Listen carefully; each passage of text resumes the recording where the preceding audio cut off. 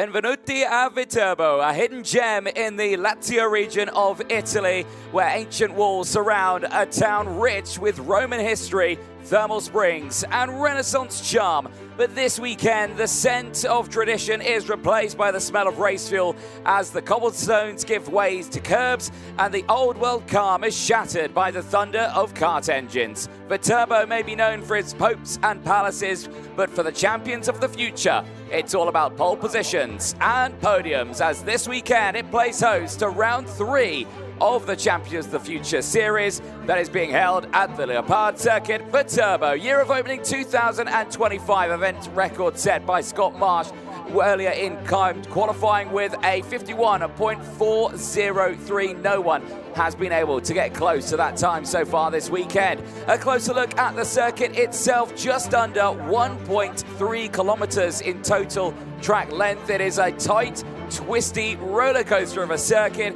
165 meters down the main straight, it's 170 meters down the infield straight. It's around 8 to 10 meters wide, with an elevation change of 6 meters up into the highest part of the circuit, which is turn number 10 as it cascades back down into the braking zone of turn 12. And that brings us on to those turns. 16 of them in total, 10 to the right, 6 to the left, and that does include 2 hairpins out there in towards turn number 5 and 12, which both become ample overtaking opportunities. We see them in towards turn 5, 12, also turn 1, as well as 13, 14 and 15 at the final sector of the lap. Top speeds, drivers will be reaching that in 2 individual places over the course of the lap.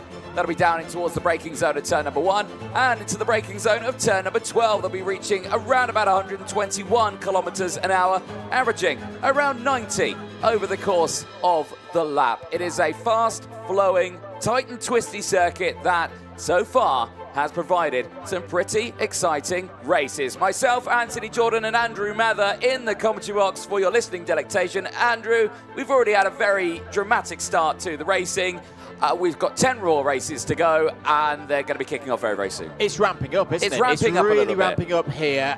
The circuit, not the easiest to overtake on, but a flowing circuit that the drivers like, and the challenges are ever increasing. We're getting to that stage of the day where tyre strategy is really going to be an important factor for everybody out there. That aim to get through to tomorrow's superheats, they've got to be in the top 72 drivers in the intermediate classification after the 5 rounds here today. Yeah, certainly so, and those races will be taking to the track very soon to determine who is going to be part of those 72 drivers going into those superheats and finals tomorrow, because right now there are a lot of drivers who are right on that cut-off area that need the good results in this one. We're back and racing very soon, and we'll be starting with this man here on pole position, Eli Christian of Canada, who will be starting on pole position. We'll have Maxim Bobrozov alongside. Bobrozov, speaking about him earlier on, has not made a final yet this season. After putting it on the front row in a time qualifying session, he's actually got a really good chance of making his first final of the season. Oh, a very good chance to make it through. 4th, 6th and 5th so far in the 3 completed rounds of qualifying heats. I've got him hanging around 12th place in the intermediate classification right now. That, I should stress, that is an unofficial calculation here in the box. But yeah, Bobrozov well on course at the moment for making it through. Quick few discussions being had there between the officials. You had Dan Ashton on the left, Martin Bean on the right, and then stewards chairman Chris Lambrecht just behind the fence there. There is a quick sight of Maxim Bobrozov. We've just been talking about him a few moments ago. I think the focus now for Bobrozov, and maybe some setup changes over the course of the lunch break, is how does that number 18 maintain its speed into the second half of races? That's arguably been the slight dent in the armour at the moment for Maxim Bobrozov. So we'll see if the pace is better across the course of these next 10 laps. Indeed. There you can see some of the many new grandstands that have been put in over the course of from new renovations of the circuit. The actual main clubhouse building is still actually under construction here, but the circuit looking absolutely beautiful here at the Leopard Circuit. Viterbo, as engines fire up, drivers make their way out onto the circuit. Let's quickly fire you through that full starting lineup for junior qualifying heat D versus F. It is Eli Christian and Maxim Bobajov on row number 1. Julian Frosnelli and Devon Waltz go from row 2 with Evan Purcell and Michael McGoy rounding out the top 6 on row number 3. Row 4 sees Jos Mulder and Bosco Arias. They will have the likes of Benjamin Magnac and Mateo Rivals on row number 5. Jesse Phillips and Mariana Lopez round out the top 12 on row number 6. Mark Pilapenko and Luke Towle round out the first half of the grid on row 7. Lucas Sell and Lucas Bonham go from row number 8. Tony Cacciaferro is joined by the first user of new tyres in this race. Manny Nuvolini's got a new set on the left-hand side of the kart. That's your 9th row. Priyan Bruno and Nilas Malik start on row number 10. It's been a tough weekend so far for Malik. Anea Pizzuto and Martin Bertolacini start on row number 11. DR Islami and Casper Reipold on row 12. Reipold has got new tyres for this one. Both drivers on row 13 have as well, Kees Aziza and Wen Yu Bo. Row 14 just contains Vanessa Schilkenator on it. Remy Samchuk has been disqualified from the competition. The final row of the grid, both drivers, unsurprisingly, at this stage of the competition, Anthony, both on new tyres. It's Brazil's Felipe Sanchez and Italy's Samuel Del Gaudio. Yeah, quite a few new tyres being deployed in this one. Again, last attempts really for these drivers to kind of push through the field on this. For Kees Aziza, he's gone for some fresh tyres. He got caught out in that incident in the opening lap of a previous race, so he's gone backwards a little bit in this one. There is a live look at race control. Joanna Falcao joined by Sam Fisher, watching all of the cameras out there on the circuit to keep a close eye on the entirety of the field. And like you say, there's been quite a smattering of reports that have gone in over the course of this weekend. I think we've already dipped into the triple digits of that one, breaking 101 reports heading to the stewards over the course of this weekend. So busy racing for the officials this weekend. Here we go then into the tram lines for the front row. It is Ili Christian and Maxim Bobajov as they head to the line. Lights are out, we're racing down in towards T1, and it's a good start for the inside road. Where does Bobajov slot into play? Well, it'll be in the background as two karts have collided. Oh dear, and it's the two teammates as well that have collided in the background. That is the number 88 to Lucas Bonhomme, and potentially with Lucas Sell, who was starting just ahead of him in the race. But that is a big, big shame for them. No, it's not. It's Luke Towle, sorry, he's got caught up with. So Luke Towle and the likes of Lucas Bonhomme, both of them out and towards turn 1. And a weekend that really is starting to slip away for Luke Towle, and the possibility of repeating the podium performance that we saw from the Estonian at Portimao is looking like a really, really long shot now for Lucas Bonham, starting in the midfield. That's results of 12th, 12th and 12th, and now a DNF. It's not the end of the world, but that is going to leave Bonham a little bit nervous as we move into round number 5. End of the first lap. Christian leads from Frasnelli. Good start for the Italian. Purcell is up to 3rd. Mulder, Magnac and Phillips have all gained in the early stages of this race. That's your top 6. Big send down the inside there for position. Nicely done for Jesse Phillips. Now 6th place gained past Benjamin Magnac, and now inside the top 5. Now there's someone into Parc Ferme. Now is that Mateo Rivals, I think it is. Yeah, he's down 17th place into P27. He's not out of the kart, so he's gone not to Parc Ferme, but he's gone through the pit lane, and he's looking for a repair to head back out on track potentially. Yeah, in the repair area. The reason for that, yes, Rivals is going to be towards the back of the field, but you never know how many points you're going to pick up if people have DNFs themselves or have issues where they end up being removed from the final race result. Every point is going to count here on what's been a very competitive weekend in Italy. Changes in the second half of the field. Bertolacini up 6 spots to 16th. Aziza up 8 to 17th. Is followed through by Wen Yu Bo as well, who's also gained 8 places. And keep an eye on Vanessa Schilkenator. She's on the move up to 21st place, a gain of 7. Christian in the lead of this one would bump himself up into 2nd in the points. Remember, it's Kalesia who are going to be watching in the juniors, who at this moment is currently 4th in the points with 150 points to his name. That is from 3 wins out of 3. A big move down the inside there. Changes happening. Mark Pilapenko getting the move done. Drew Waltz, or Devon Waltz, should say, and Bosco Arias fighting for position as well.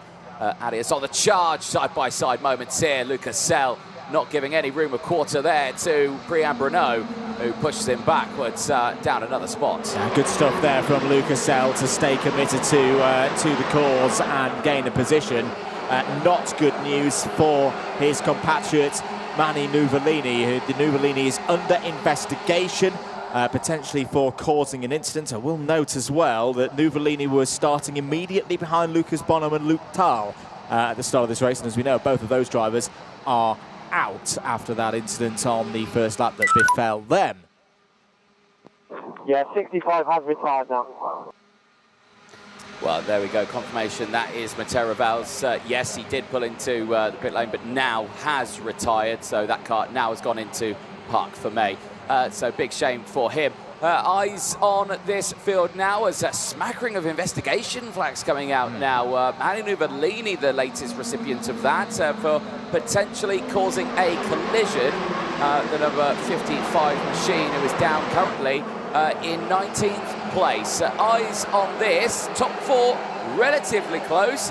Evan Purcell on the rear bumper of Julian Frasnelli. I reckon we could have a little fight on our hands here. This is a much better showing from Frasnelli. 11th and 15th yesterday in the 2 rounds of heats here at Viterbo that got us going. 6th earlier on in round number 3 and is now on for a 2nd place. That's the right kind of crescendo for a driver as we get towards the latter end of this stage of the 3rd round of the year for champions of the future.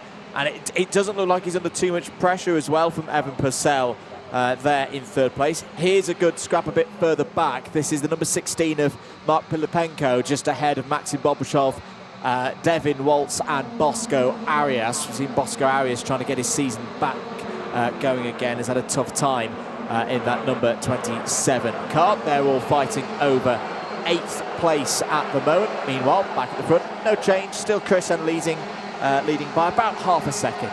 Indeed, big send down the inside there. Nice work from Devin Waltz getting past Bobrishov. And you know, we were saying earlier on about Bobrishov. You know, he's not made a final so far this year in the Championship of the Future. This could be a really strong one for him to try and do that. However, from that really good qualifying being on the front row of the grid, he has started to tumble down just a little bit in that order. Changes at the front, though. Evan Purcell now into 2nd place. Frasnelli under pressure from Jos Mulder, who they were just having a communication with there to say, don't defend, please, keep going, and, you know, let's see what happens. Yeah, Evan must have heard us in the box saying he wasn't applying too much pressure to Frasnelli. He's turned the pace up and got back past very, very quickly. It's a very good PA system here, so it's very highly possible that he did. Change for 10th place. Bosco Arias has got through just off of our screens, past Maxim Bobrishov. Change for 15th as well. Tony Cacciapero past Martin Bertoluccini, and whilst we're doing the updates, Casper Reipold now ahead of Mani Nuvolini. That's all again in the midfield. Just Mulder quietly getting on with work here so far this weekend, Anthony. 12th and 12th yesterday, a top 10, first top 10 of the race meeting in round number 3 with a 7th place. And again, another driver looking for a best result so far this weekend, getting to literal grips with this new circuit to a lot of the paddock. There in 4th place and looking very good at the moment, potentially challenging soon for 3rd. Yeah, indeed. But again, that is the case for a lot of these drivers. Some of them, they've not raced here before. Maybe they've done a couple of test sessions maximum. But they're still learning the circuit for quite a few of these drivers. So, again, we should see some closer racing as the weekend goes on. You had a brief look there at the mechanics stand. Of course, the number of signals that come out to all of the drivers, I'm sure, get your textbook out of what they all mean. But yeah, quite a significant list of hand gestures they provide for the drivers to help communicate. Of course, there's no comms to the drivers or anything like that. It is all down to those hand signals, and these drivers have got a lot to think about over the course of a race. They have. It's a very technical circuit at times. It's got its differences, particularly that run through turn 13 and 14, where you've got that slight camber, I say more than slight camber through that part of the course. It's not a feature that you see on every single international karting circuit. End of lap number 8, 2 to go. Christian leads for Purcell, Frasnelli, Mulder and Phillips. Maniac, McGoy, Pilipenko, Devin Waltz and Arias all in the top 10 right now. Continuing good drives out there for those watching the number of positions gained. Case Aziza and Wenyu Bo both now up 11 positions, Anthony. Oh, that's a moment there over the grass for the Ricky Flynn driver of Bosco Arias. Amazing how he kept that one under control, but good to see still rocking around, only down 2 places, but still inside that top 10. Eyes on this. This is closing in. Evan Purcell has closed in on Illy Christian. This is the fight for the lead. However, they're going on to the last lap, Andrew. This is going to be a close one. Yeah, it's been a really good performance from Evan Purcell. He's dug deep in the middle part of this race and is at least keeping Illy Christian very honest at this stage. Christian at the moment looking to move up to 2nd place in the intermediate classification, but remember, we have still got another race in this 4th and penultimate round of heats to go. Evan Purcell, the trouble is, he's running out of opportunities to overtake now, and he's still holding at that 3/10 gap. I reckon Christian's probably been holding something in reserve for this last race. Everybody knows, I think, going on the conservative side of, because it's a bit of an unknown, this circuit, you don't know how long you're going to need to take your tyres through the course of this competition, but credit to Purcell for closing the gap. Yeah, indeed, and like you say, it's not over just yet for some of these heavy hitters, these top runners, because of course they've got a whole day tomorrow before those finals to look after these tyres. Out of the final corner though, Illy Christian of Canada crosses the line, takes the win for the Tony Kart Factory team as they all grind to a slowdown, lights the flag for the Canadian at the end of his 10-lap race. He now sits 2nd in the points, 176 ahead of Baglin, Kalijah and Babicek, who round out the top 5, but it's still Dan Aleman who leads the points at the moment with 194. But we wait to see, of course, William Kalijah with his 3 wins. Can he continue that trend? And can he take the 200 points to his name going into his next few races? The rest of the results then on your screens. Chrisen from Purcell, Fresnelli finishing in 3rd place out of Jos Mulder. Jesse Phillips from Benjamin Magnac, Mark Polapenko from Michael McGoy, Devin Waltz from Bosco Arias, rounding out the top 10. And it is the likes of Brian Bruneau with an 8th place gain ahead of Maxim Bobajov, Lucas Sell ahead of Case Aziza and Wenyu Bo, 11 places gain apiece for them to round out the top 15. Tony Casciferro, Martin Bertoluccini, both with gains, finishes in the top 17. Casper Reipold and Manny Nuvolini. Lopez from Pizzuto, Chilcaneta from Islami, Del Gaudio from Sanchez, and Malik, who rounds out the 26 finishers. The 3 non-starters, or the 3 non-finishers, I should say, Matteo Rivals, Luke Tal, and Lucas Bonhomme not finishing the race. A big shame for them. But as they head back in, there is Chrisen, primed and ready for the next races later on.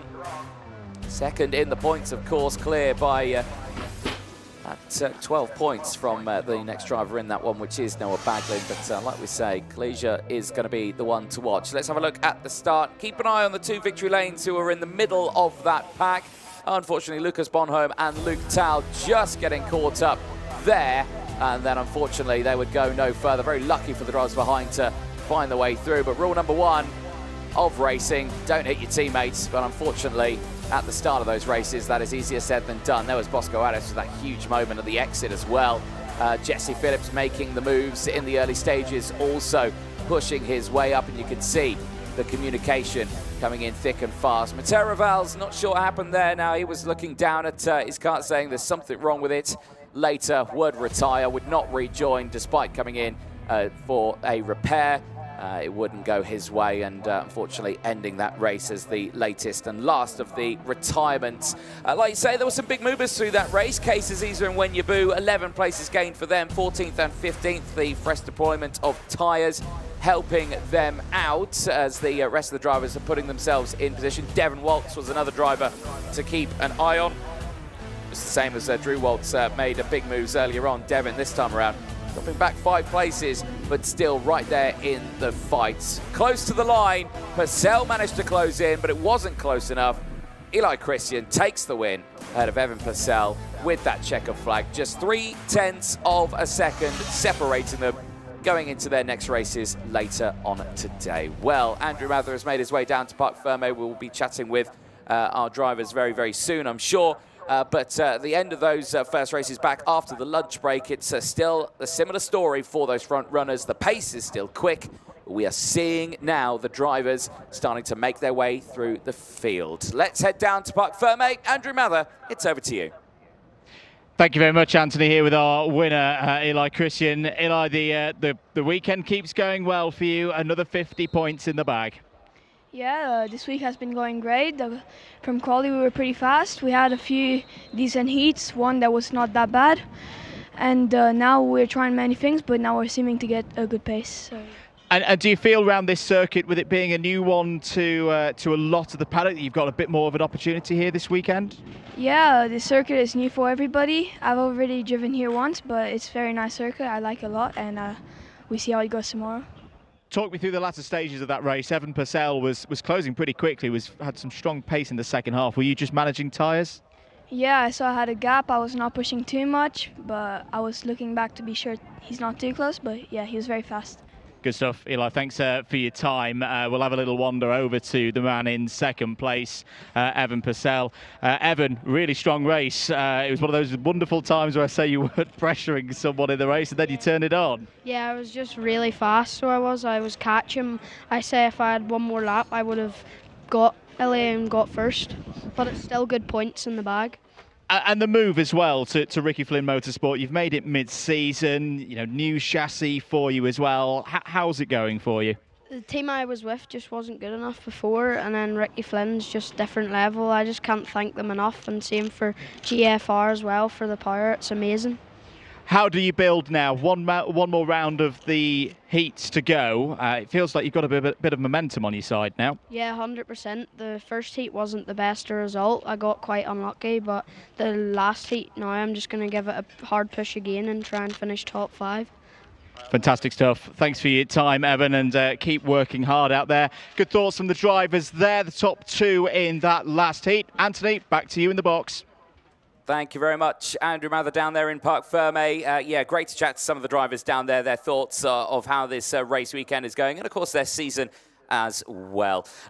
More racing coming up, qualifying heat D versus F. That is the next one heading out onto the circuit. For the senior category, their 12-lap race due to head out. Smackering of new tyres have been deployed in this session. We will go over that in a little bit more detail as and when the field heads out on circuit. But one that I will point out now, right up at the sharp end, Dean Pedersen for the USA on the second row of the grid.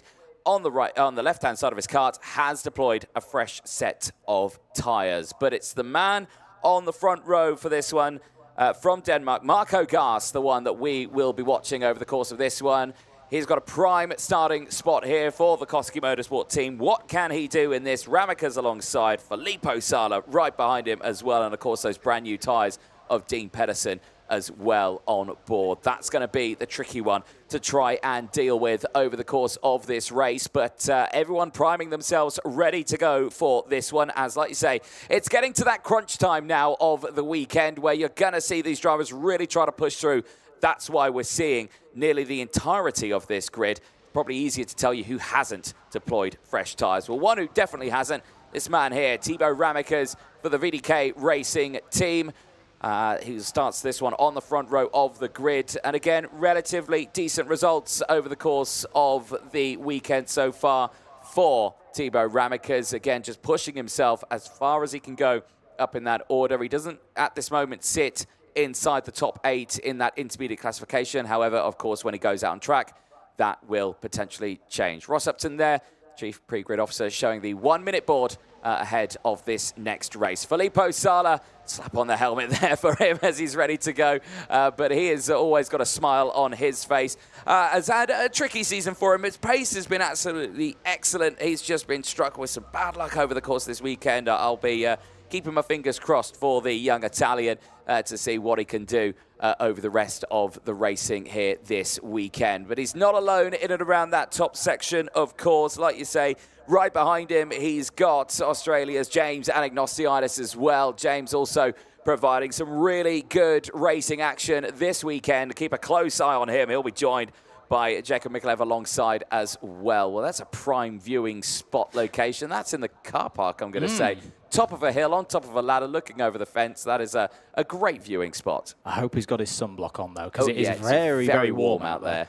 Indeed. Right, engines have fired up. Drivers making their way out onto the circuit. Let's quickly fire you through that full starting lineup, which will have Denmark and Belgium locking out the front row with Marco Gast and Thibaut Ramekers. Filippo Sala of Italy and Dean Pedersen of the USA go from row 2 with Australia's James Anagnostiadis and Malta's Jakub Mikulev alongside. Row number 4 sees Sweden's Elik Kaczynski and Noah Wolf for the United Kingdom. On row 5, it's Turkey's Alpak Soy and Vladimir Ivanikov of Italy. Row number 6 on the first half of the grid sees Estonia's Roland Cooklane and Canada's Alexander Chartier. On row 7, it's an all-Italian affair with Gino Rocchio and Davide Battaro. Row 8, Jakub Kamenek and Clovis Nugred. Row 9, Jensen Burnett and Sunan Z. Row 10, completing the top 20, it's Daniel Picconi and Ella Hakkinen. Row 11, Xiaoji Yun and Clara Kowalczyk. Row 12, Jason Bralick and Georgi Zazov. Row 13, needing big results here. Drivers from the back of the field in this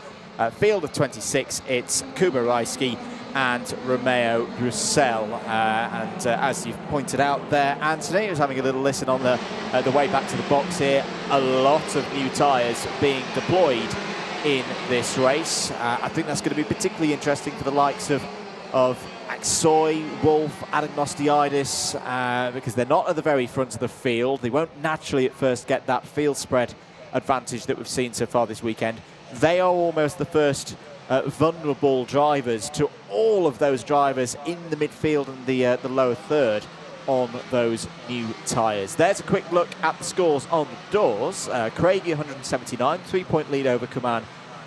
Both of those drivers have run, of course, in this fourth round already. Marsh third, yet to race, 150 points. Same for Kostoya. That face-off will happen later on, not in this race, but in the race after for the seniors.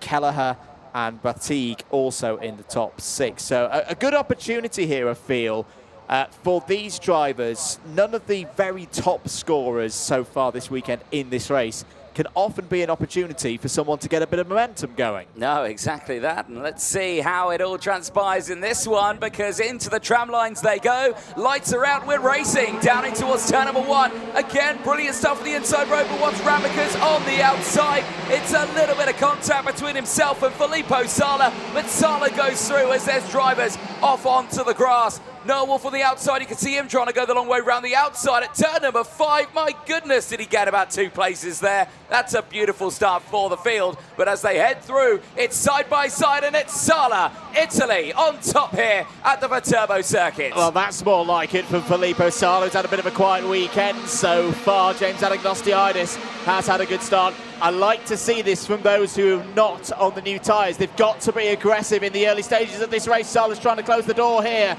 on Marco Gast. Leaves the door open, though, on the run into 13, and Gast has got back through. James Anagnostiadis is having a go. Elik Kaczynski in the yellow helmet trying to go round the outside. That's a heck of a move by the Swede. In comes Noah Wolf on Thibaut Ramekers.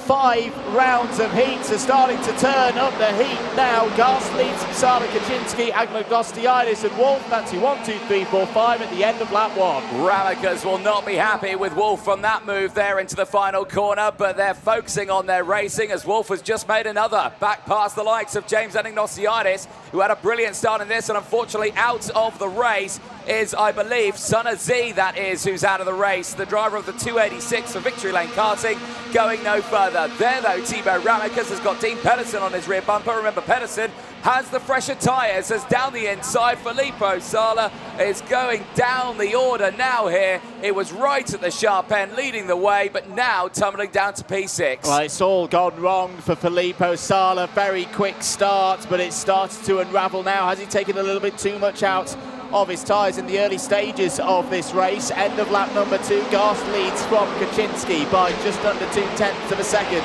Noah Wolf, who's been really aggressive in this race so far from the very starters. Here's a challenge for the lead. Down the inside goes Kaczynski, takes the lead. Ward Racing continuing to have a really strong meeting here in Viterbo, but keep an eye there on the driver in 3rd place. Noah Wolf won his heat earlier on today, was 2nd in his first round, but he's still trying to come back in terms of these points from that disqualification yesterday in round 2. My goodness, how many lead changes is that so far in this race? This is the most we've seen all weekend in one race. Brilliant stuff, but for Kaczynski, a sixth place gain. Absolutely astonishing start, and of course that will be helped out with the fact that he has got brand new tyres on his left-hand side of his card, so seems to be working in his favour. Down the start finish straight they go, on to lap number 4. It is Kaczynski who leads the way. Loving this shot here, really showcasing how much speed they carry through turn number 1. You hear the tyres though, they feel like they're being absolutely tortured there as Wolf sends it down the inside.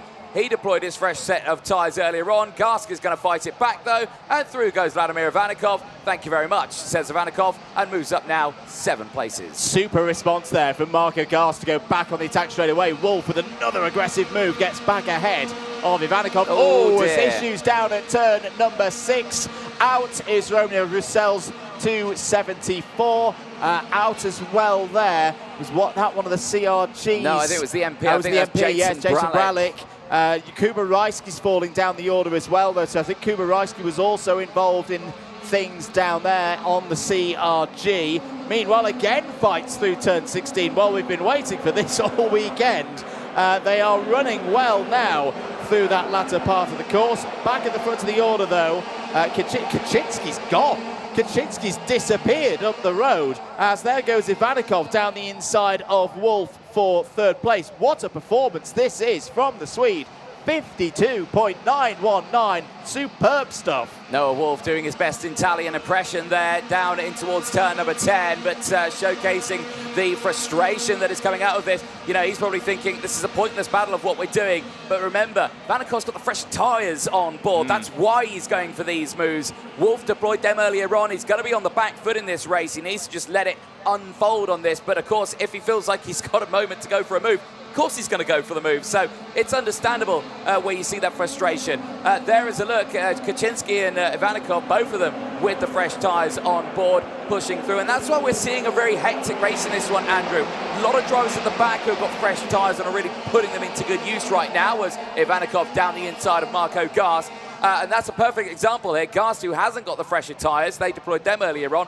They're now, of course, on the back foot because, well, the whole field's trying to come through, and that's why we're seeing this quite hectic race style now. It's what we wondered in the first, let's be honest, very quiet 2 opening rounds of heats yesterday. We did wonder, once you get to that stage of the weekend where there's a quite sizable tyre delta in terms of age, will that bring things alive? Will that give drivers new opportunities, new corners to overtake in where they weren't simply able to before?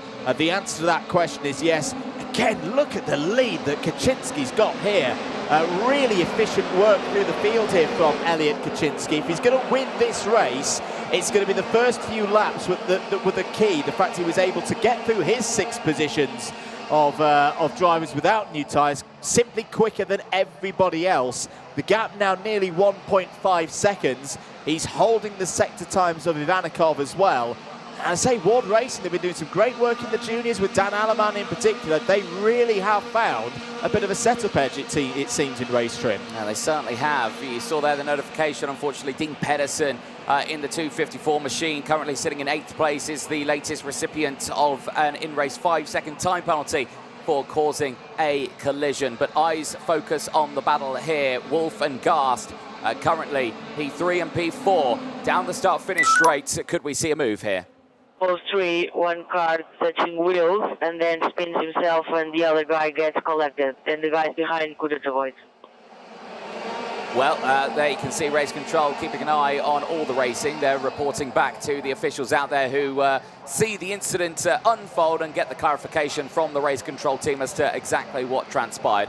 And there was a nice little move. Wolf getting it done on Marco Garst, now stepping up into 3rd place, hunting down the 2 on the fresher tyres.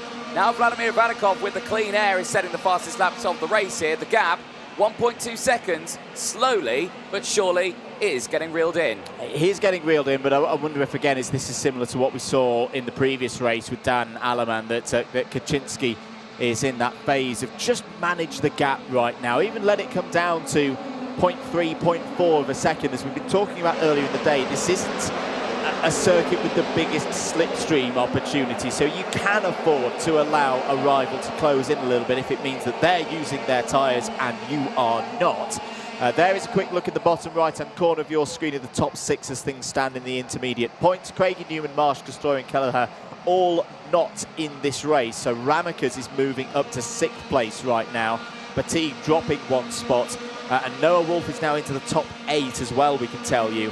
So again, that DQ from round 2 is really what's making the difference. But at least Wolf, again, with this rhythm, is starting to move into a position where I would imagine we might see him in the front 3 rows or so of a superheat tomorrow. Yeah, indeed. Well, that would be an excellent thing for him. Of course, all these drivers, like we mentioned earlier on, vying for a grid spot of 72 drivers into those superheats. That will get whittled down to just the 36 that race in that final.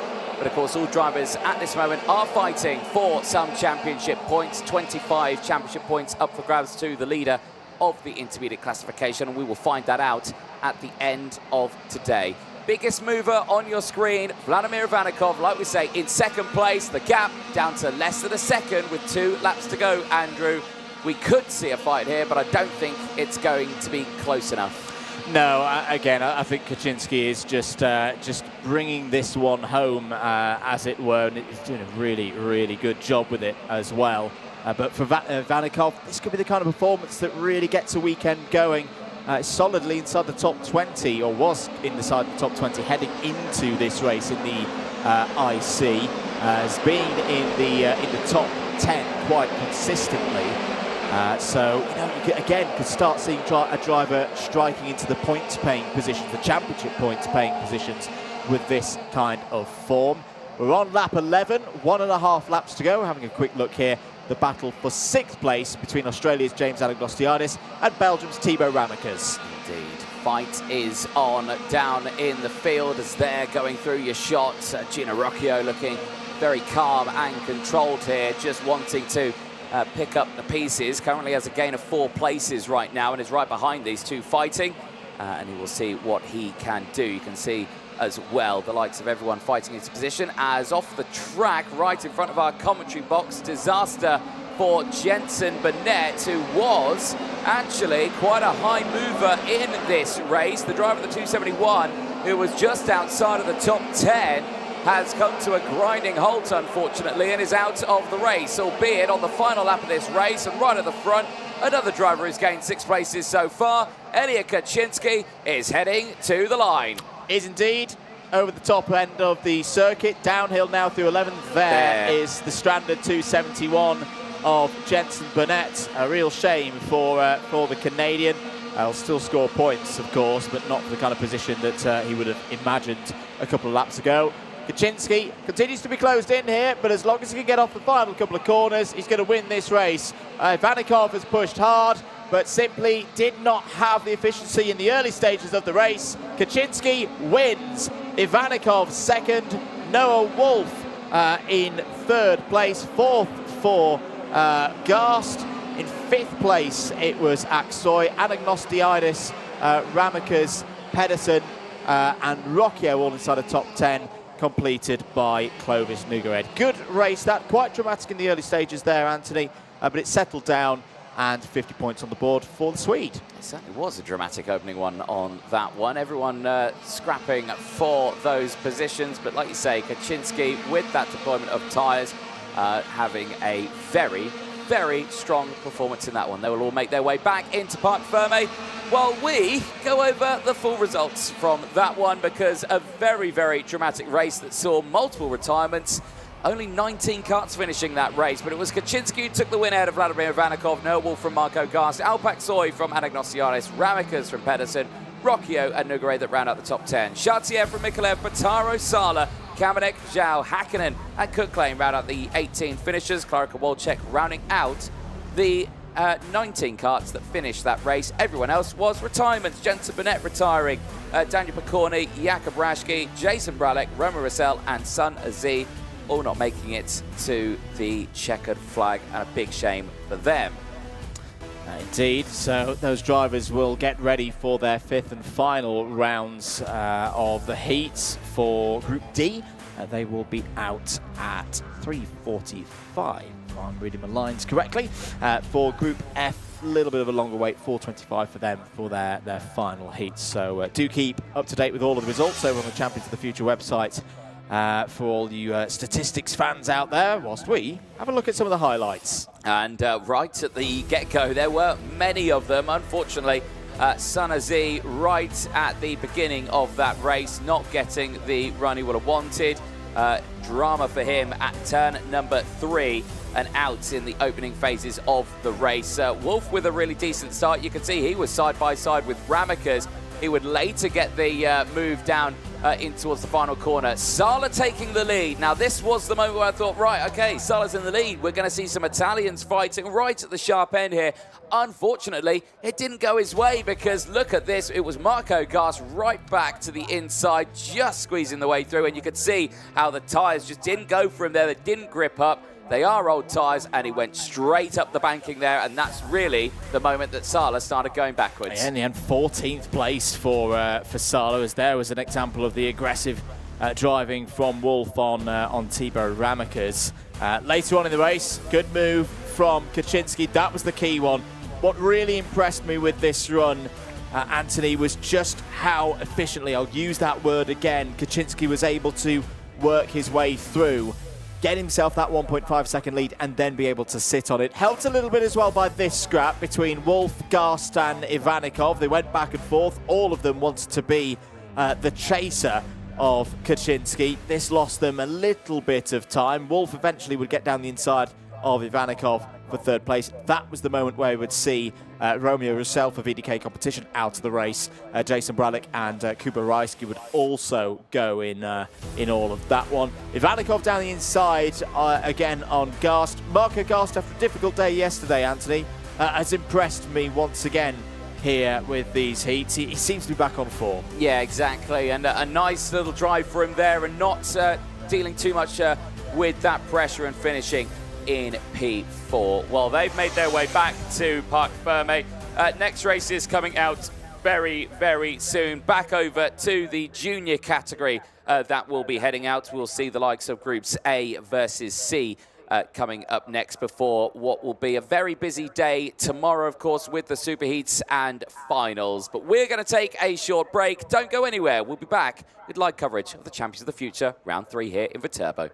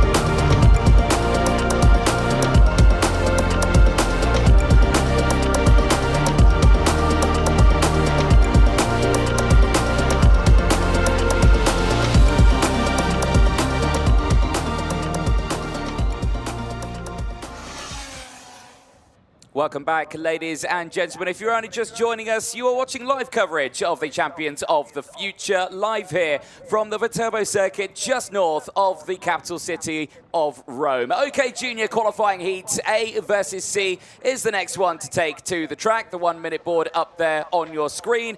And it is Iskender Solfakari starting this one on pole position, and once more it is going to be a busy old race in this one. Andrew, tyres is the talk of the town, and it's the solid back of the grid that are going for them. That is very true, but we also have a 1, 2, 3 of Forza Racing drivers in this one. That's going to be a talking point as well, I feel, including the leader in the points, William Kalesia, double win so far, well, perfect run so far through these heats.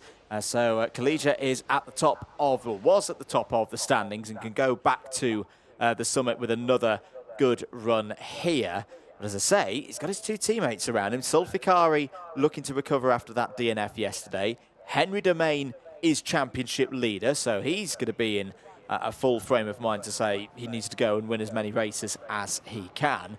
But of course, they can't all get that allocation of 50 points. No, they certainly can't. And do you reckon there's a communication maybe between them out there if they had a chat? Because, you know, for Kalijah, this is the first time he's not starting on pole, which means he's actually got to get the overtake done for this win. He's gone lights to flag in all of those races. He's not had to fight for those victories just yet. There will definitely have been communications between the three of them. Whether they choose to follow those communications is very different story, isn't it? So we'll see. Also keep an eye on Alex Malota in this race.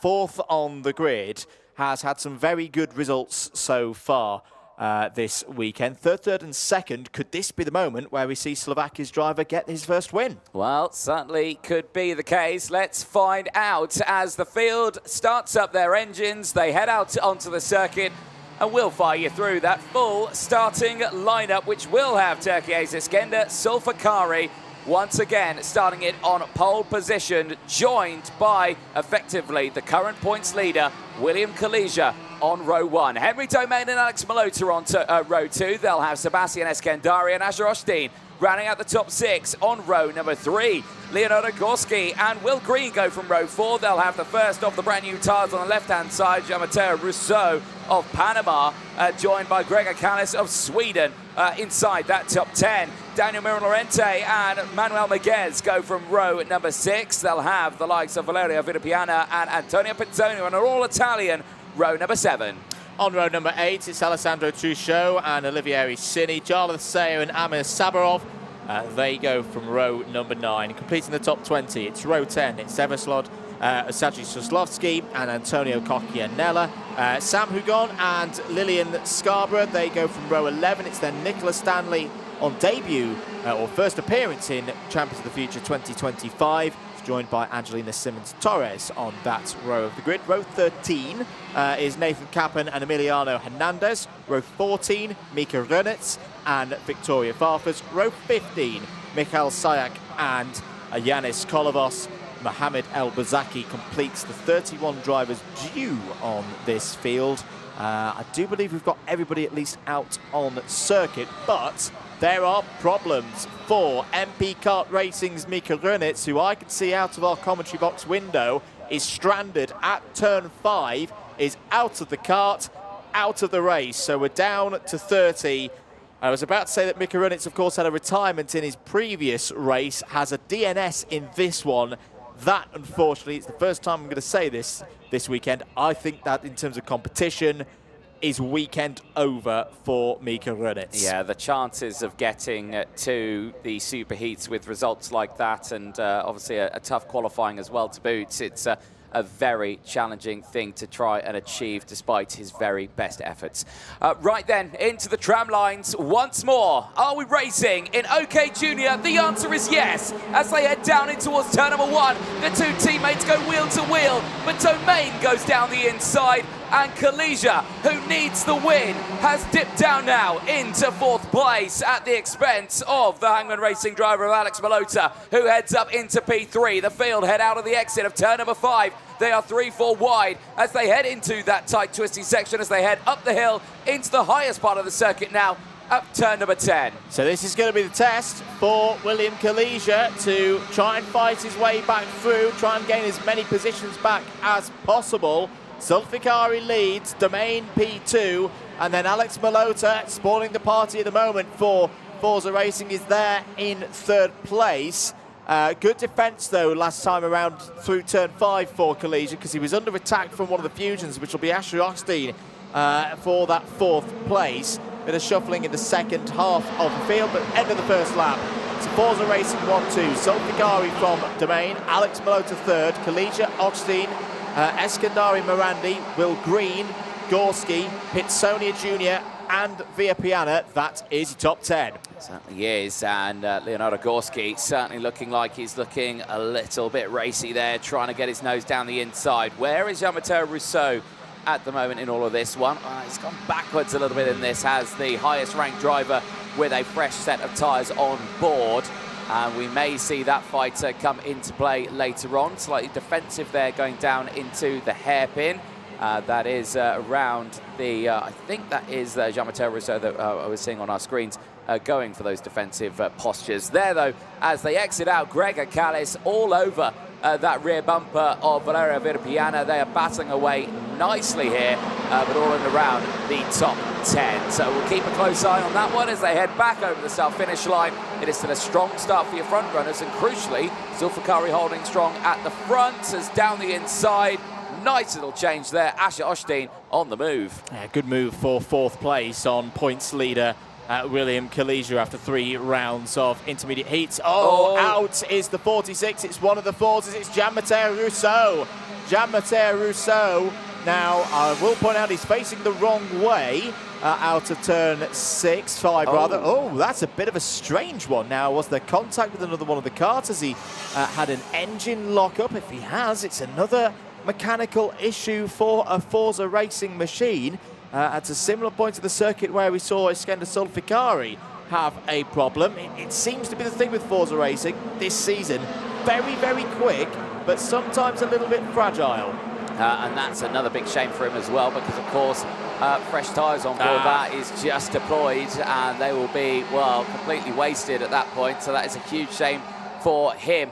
Osteen again with the fastest lap of the race here. The American in P4 looking really, really competitive here, Andrew. Probably the best we've seen from Asher Osteen in about a year. I remember he was very strong at this stage of the season when we went to Slovakia for the 3rd round of the 2024 season. It's been good to see from the American that he's able to put everything together, start to get some bigger results. Meanwhile, further down in the order, that coming through is the number 36 Evangelina Simmons-Torres in the pink and yellow helmet there, scrapping with Amir Sabarov. This is all around 15th place, 15th, 16th, 17th positions as they come round to complete the 4th lap of this race.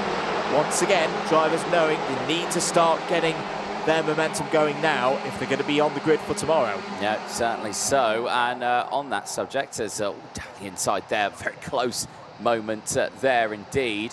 Daniel Lorente, though, holding on firm and gaining those positions. Right round the outside, more battles happening. Victoria Farfus is on the charge here, down in 23rd place in the Hugon and Stanley battle.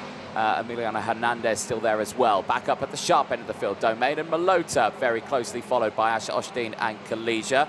Just want to bring us back to Asher Osteen on this one. Looking, you know, at his current championship run so far in 2025 as Farfus is getting right in and involved and round, and that's 3 cards out the track, and she throws immediate blame there to the 115 machine of Yanis Kolovos, saying, what on earth was that? And unfortunately, an innocent passenger is Mohamed El Bazaki, who had nowhere to go. Yeah, got a feel for Mohamed El Bazaki and for Victoria Farfus there. It'll be interesting in a replay on that one, but that is the risk. We've been talking about it this weekend, that you come off of turn 14, it gets very, very close and personal pretty quickly when you go too wide through that part of the track. We are on lap number 6 out of 10. Still this Forza Racing 1-2 at the front of the field. Zulfikari and Domain. It would promote Zulfikari, this result, back into the top 8 as things stand. Kalija would actually drop behind Dan Alaman in the intermediate points. So Dan Alaman, who got his fourth race out of the way. Let's have another look at the replay again. So Farfus is going to be on the outside here. There's initial little bit of contact with the MP there. On second review, I don't think that is Yanis's fault. I think that's a push coming from further behind. Victoria won't know that. Yeah, Yanis Kolovos in the middle of a bit of a sandwich there. 3 of them together simply did not go. Yeah, indeed. So I'll eat my words about what I said earlier on. I think, yeah, that's a little bit more to that one than we think. Eyes on this, down the inside. Nice little change there. And Kalija stepping up into 3rd place. Osteen back down to P4. Gorski got past Eskandari as well. But Kalija is back on fine form here, trying to hunt down, well, the points lead, because now Dan Alaman officially takes the lead on the points and clear by 3 of them. And this is what we mean by scoreboard pressure. And for Dan Alaman, he's just racing with such a calm head in 2025. Getting on with the job. Oh, that's a nice move from Malota down the inside of Osteen, back up into 4th place. Will Green might have a go here as well, with Leo Gorski not too far behind. New fastest lap of the race from Nathan Kappen, a 54.027. I like that from Alex Malota, keeping his eyes forward. Here goes Will Green down the inside. Nice move there by the Williams junior driver. He's going to have to do a bit of work on the exit, though. Shuts the door in front of Osteen's front fairing there. Through goes Will Green into 5th place. Pitzonia also manages to sneak his way through past Manuel Miguez, and that's a nice little change for them as they head round the final corner, again leaning on those Maxxis tyres as hard as they can around that final corner as we go on to lap number 9 of this race. Sulfakari still in the lead and clear by 9/10 of a second from Henry Domain. Kalisha 3rd from Alex Malota. Will Green leading that next train of karts. Osteen, Gorski, Eskandari all in that fight, and you can see how close they're being out there. Yeah, it's a lot of chances for drivers here, particularly if you're in the lower part of the top 10 at the moment. Top 14 all on new tyres. Amir Sabrov hasn't really been able to use the grip delta with those new tyres on the 74 to a great advantage. Here, once again, is the scrap. This is all around 8th, 9th, 10th place. Antonio Pitzonia there in the red and orange with yellow details on the helmet. Same lid colours as his father used to run back in the day at the very heights of motorsport. We're on to the last lap now. Zulfikari, gotta say, another very impressive run from the driver from Turkey. If it wasn't for that mechanical failure in the second round, Anthony, we'd be talking about a driver doing 4 from 4 at this stage. Yeah, no, exactly that. And currently, though, still 7th in the points with 158 as they make their way down the hill for the final time in towards turn 12. You can see how close they are being in the mid-pack. But at the front, it's all fine. Down the inside, Big Sen for Leonardo Gorski. On Asher Osteen, Eskandari goes through as well. It's all kicking off, and now the Ward Racing driver getting involved. Gregor Callis trying to fight his way through, but Eskandari fighting his way past as well. Checker flag goes out, and it heads to Zulfikari.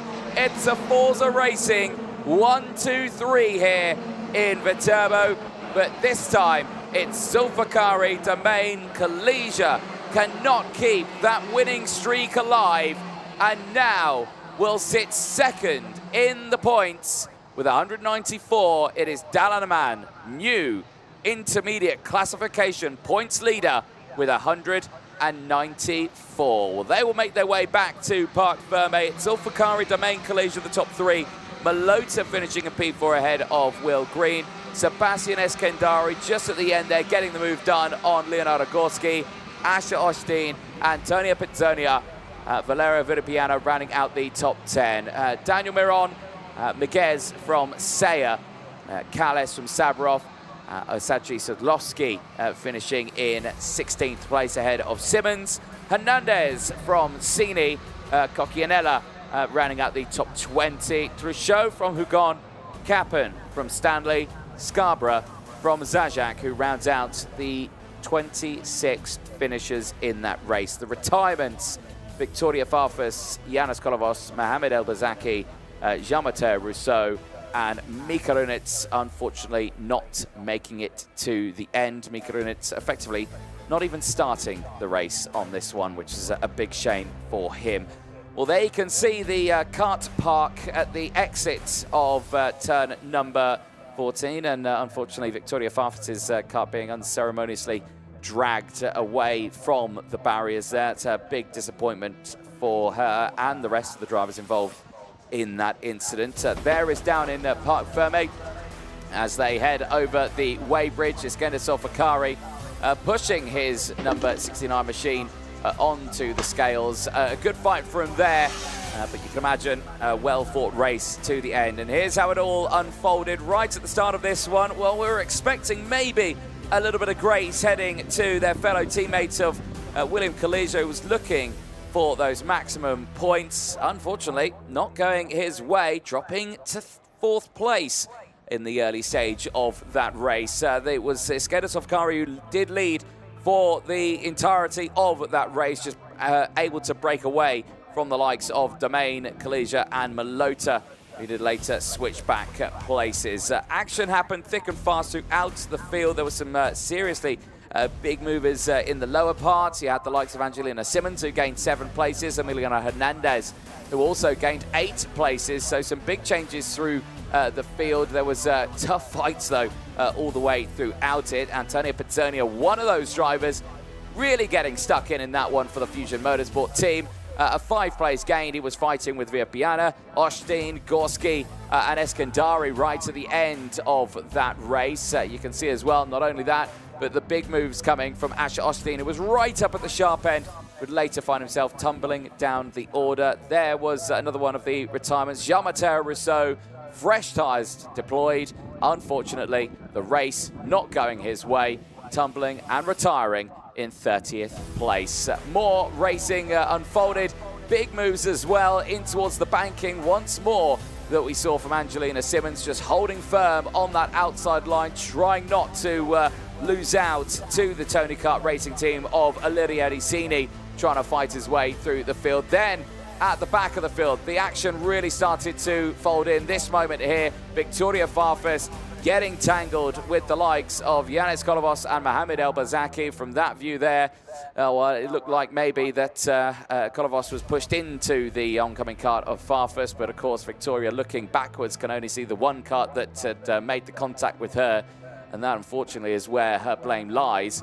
But that, for the rest of the field, pushed the drivers up in the order, as the overtake still happening thick and fast out of the field. Sebastian Eskandari really getting involved in that lead battle right at the end, as well as the likes of Alex Malota holding firm against Will Green. His attempts at getting past, getting through left, right and centre did work out. It caused the whole field to close right in the dying stages of that race. The last attempts by Leonardo Gorski to get the moves down the inside, but you can just see here the door left open on the exit, and the Ward Racing machine of Sebastian Eskandari was able to get through. But across the line, Iskender Sofakari, like we mentioned, despite that DNF, still in a really strong position. Let's head down to Parc Ferme to Andrew Mather. Thank you, Anthony, here with Iskender Sulfikari. Iskender, the great weekend continues. Another win. If it wasn't for that mechanical problem in round 2, I reckon you'd be top of the standings right now. But you've got to be pleased with that response, particularly getting one over on your teammates. I mean, of course, in this track, starting pole position is a big advantage. If yesterday I wouldn't have DNF'd, which was not a mechanical issue for me. I think it was just unlucky. So I'm looking forward. Was there anything that you discussed with Domain and with Kalija before the start of that race? No. Very simple answer. Round 5 next. Good shot of getting a good grid slot for the Super Heats tomorrow. How will you approach that race? To the Super Heat tomorrow, honestly, I'm going to try to win the last heat too. And then I will check how much high I'm in the standings. But for now, I can't say that I'm really much ahead because of yesterday's DNF, but I'll try my best. Good stuff, Iskender. Thanks for your time. We'll have a very quick chat with Henry Domain just for a minute before we go to the next race. Henry, the pressures of being championship leader into this weekend, how have you been dealing with them? Yeah, I haven't really been thinking about it, to be honest. Just been taking every race as it comes. Obviously, we need to try stay at the front, but I think we've managed that well so far this weekend, and just try and carry on the consistency that we have been in the last 2 rounds. Everything feeling good with the kart and another solid result? Yeah, everything's been really good. Yeah, just need to stay consistent and hope for the best for the finals. Fantastic stuff. Henry, well done once again on a Forza Racing 1-2. Anthony, back to you in the box. Thank you very much, Andrew, down there in Parc Ferme. It's heating up nicely out there, 26 degrees. The sun's still beating down here in the Viterbo circuit in Italy. As we're heading into the next race, qualifying heat A versus C, 12 laps for the senior category. That, this is the one that we've been looking forward to.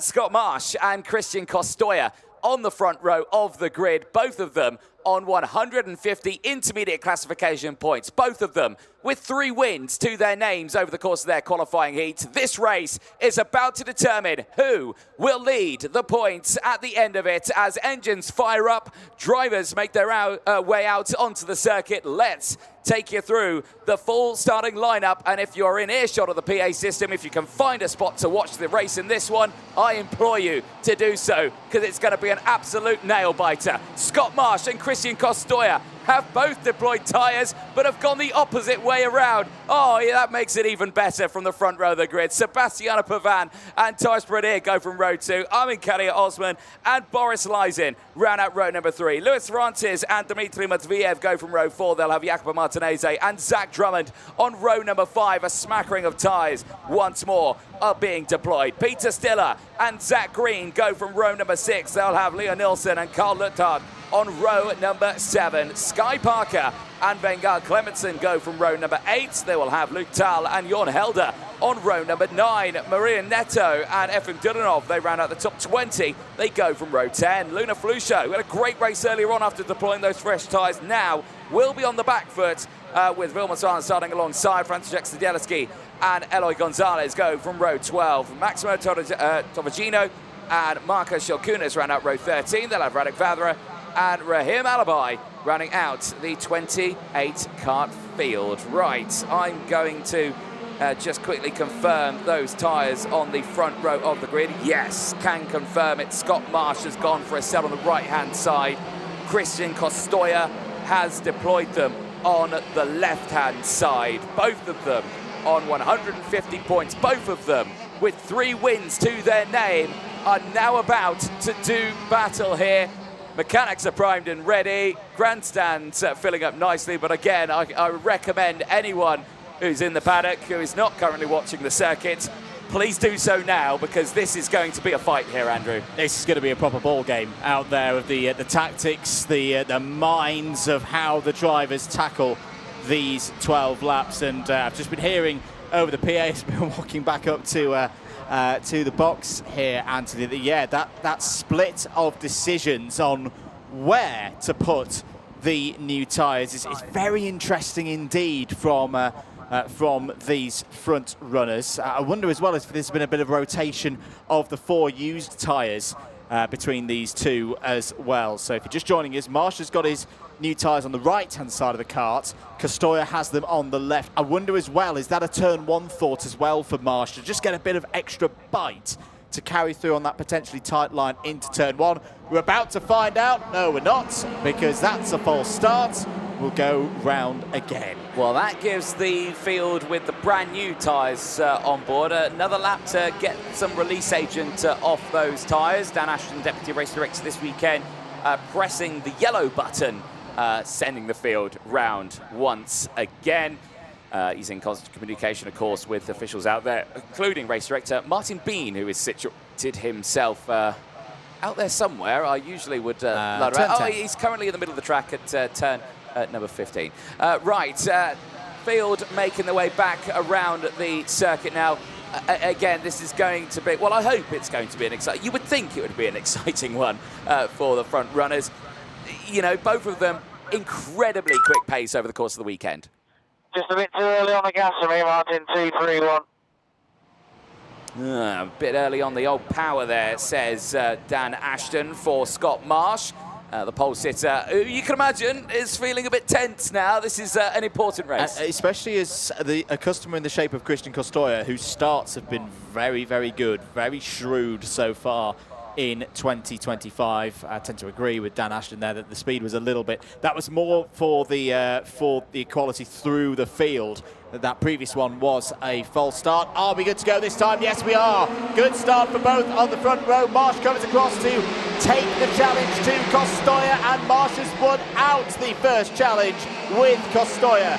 Very interesting shape towards turn one. You saw Marsh come over to driver's left to cover off any kind of move from one of the strongest drivers in the championship this year. The rest of the field are all through the first sector, Anthony, and it's Scott Marsh who's your race leader. I've got to say, though, that's the best start we've seen from the outside row going through turn one. The commitment there from Kostoya to hang it around the outside was immense. Switch over here. He's got the inside line. There's contact between the two of them. That was a nail-biting moment. But amazingly, Scott Marsh holds on to it, and Kostoya is the one that's gone backwards, because now Thomas Bradier has found his kart in the middle of the track and down the inside, but Kostoya retakes it and gets back into second place. The big move there from Kostoya to get back into that track position, because so far today we've seen some very limited success for anyone applying the tyres to the right-hand side of the kart. I'm sure that's been done by Scott Marsh in thoughts of the start,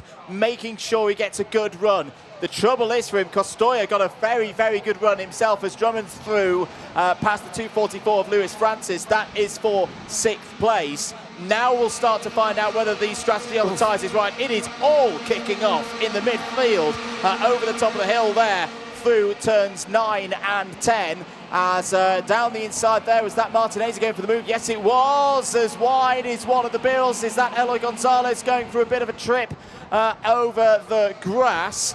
You can tell again, this is what we're talking about with these heats. They ramp and ramp and ramp up in terms of tension as we get closer to the super heats. End of lap number 2.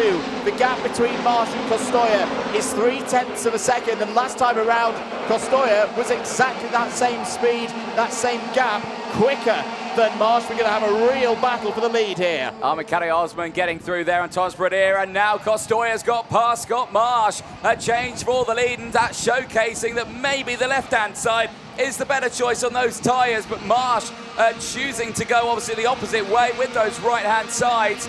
Is that going to help him out in this race? Well, it just showcases that the pace from Kostoya, the fact that he was able to close back in so quickly from that incident, means the fight's most definitely on. But Marsh, the faster of the two in time qualifying, knows his way around this circuit. It does indeed, and it wouldn't be over yet, of course. Oh, there's an incident through turn number 14. One of the bills has been turned round there in the middle of the track.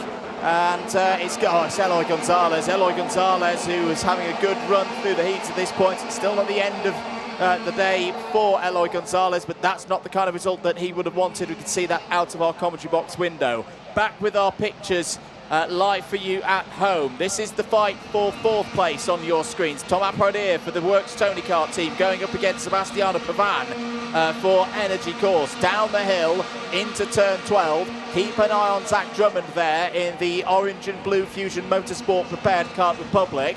Having a very good day, running in 6th place as Martinez down the inside. That's more like it from the Italian. I want to see a bit more aggression from Jacopo Martinez. He's getting outscored by Joe Turney and Christian Kostoya so far in these heats. If he's going to keep the championship lead on home soil, he's got to go for it. No, he certainly has. You're correct in saying that, but he's piling on that pressure now with the help of those fresh tyres. Big hit of the old curbs there as down the inside. Further up the order, Zach Drummond gets the move past Sebastiano Pavan and claims another position, heads up into P5. That is a good run for the British driver, is out of the race, going no further. That is a big one for Franciszek Stagielski, the KRZ Motorsport driver from Poland, not finishing this race. I thought they were going 3 wide there for a moment. Down the inside, Jacopo Martinez claims another one. Goes up into P6 now. Oh, that's a good move from Martinez. That again is much more like it. He had to believe in himself there. Pavan was having a little look down the inside of Drummond at the same time, but Martinez took the position and can now start to fight on in this race. Here comes Lewis Francis down the inside of Pavan. Lovely move by the KR Works driver up to P7. He's a driver who needs a bit of a comeback here as well. Boris Lyson gets it all wrong out of this race. Absolutely furious.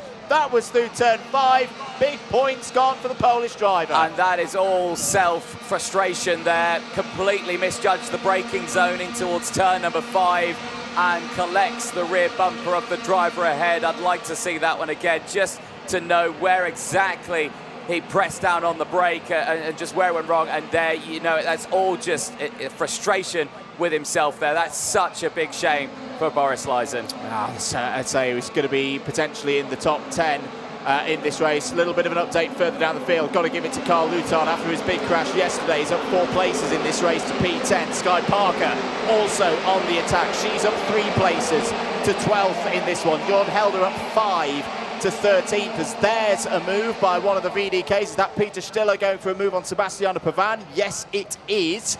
Notification from race control, not a surprise to see. Has had a bit of a messy race, is out of this one as well. Eloy Gonzalez under investigation for causing a collision. Indeed. Eyes on this one here. Torin Pradere is going to be the latest driver to be overtaken by Zach Drummond. However, not for much longer. No, he has got the move done. I thought Pradere was going back there. Martinez closing in on that fight as well. This is going to be a good one for the Italian.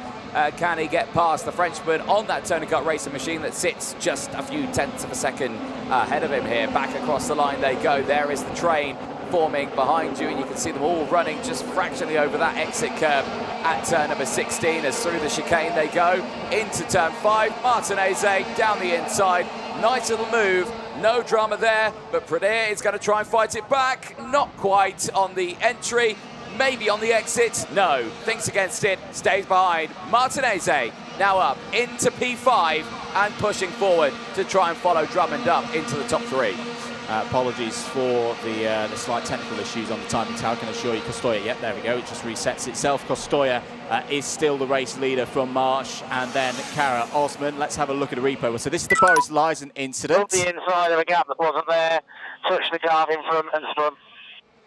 Yep, and that pretty much says everything you need to know about that one. It was just a little bit too late on the brakes, and yeah, just complete frustration with yourself. I'll tell you what, if Dan Ashton's race direction doesn't go forward in his career, he's a pretty good commentator with that review of events in turn 5. We're on lap number 9 of 12. Here's your battle between Lewis Francis and Peter Stiller. We cut away from that because look at this all kicking off. That's Sky Parker in the green and pink helmet. She's done brilliantly here. This is more like it from Sky Parker. Had a DNF earlier on in the day. It's all over 10th place with Matviev, Pavan, Helder, Derinov. They're all in there. A lot of drivers in this group, Anthony, fighting for their spots in the top 72. They certainly are. There is Matviev currently under pressure from Efim Derinov just behind.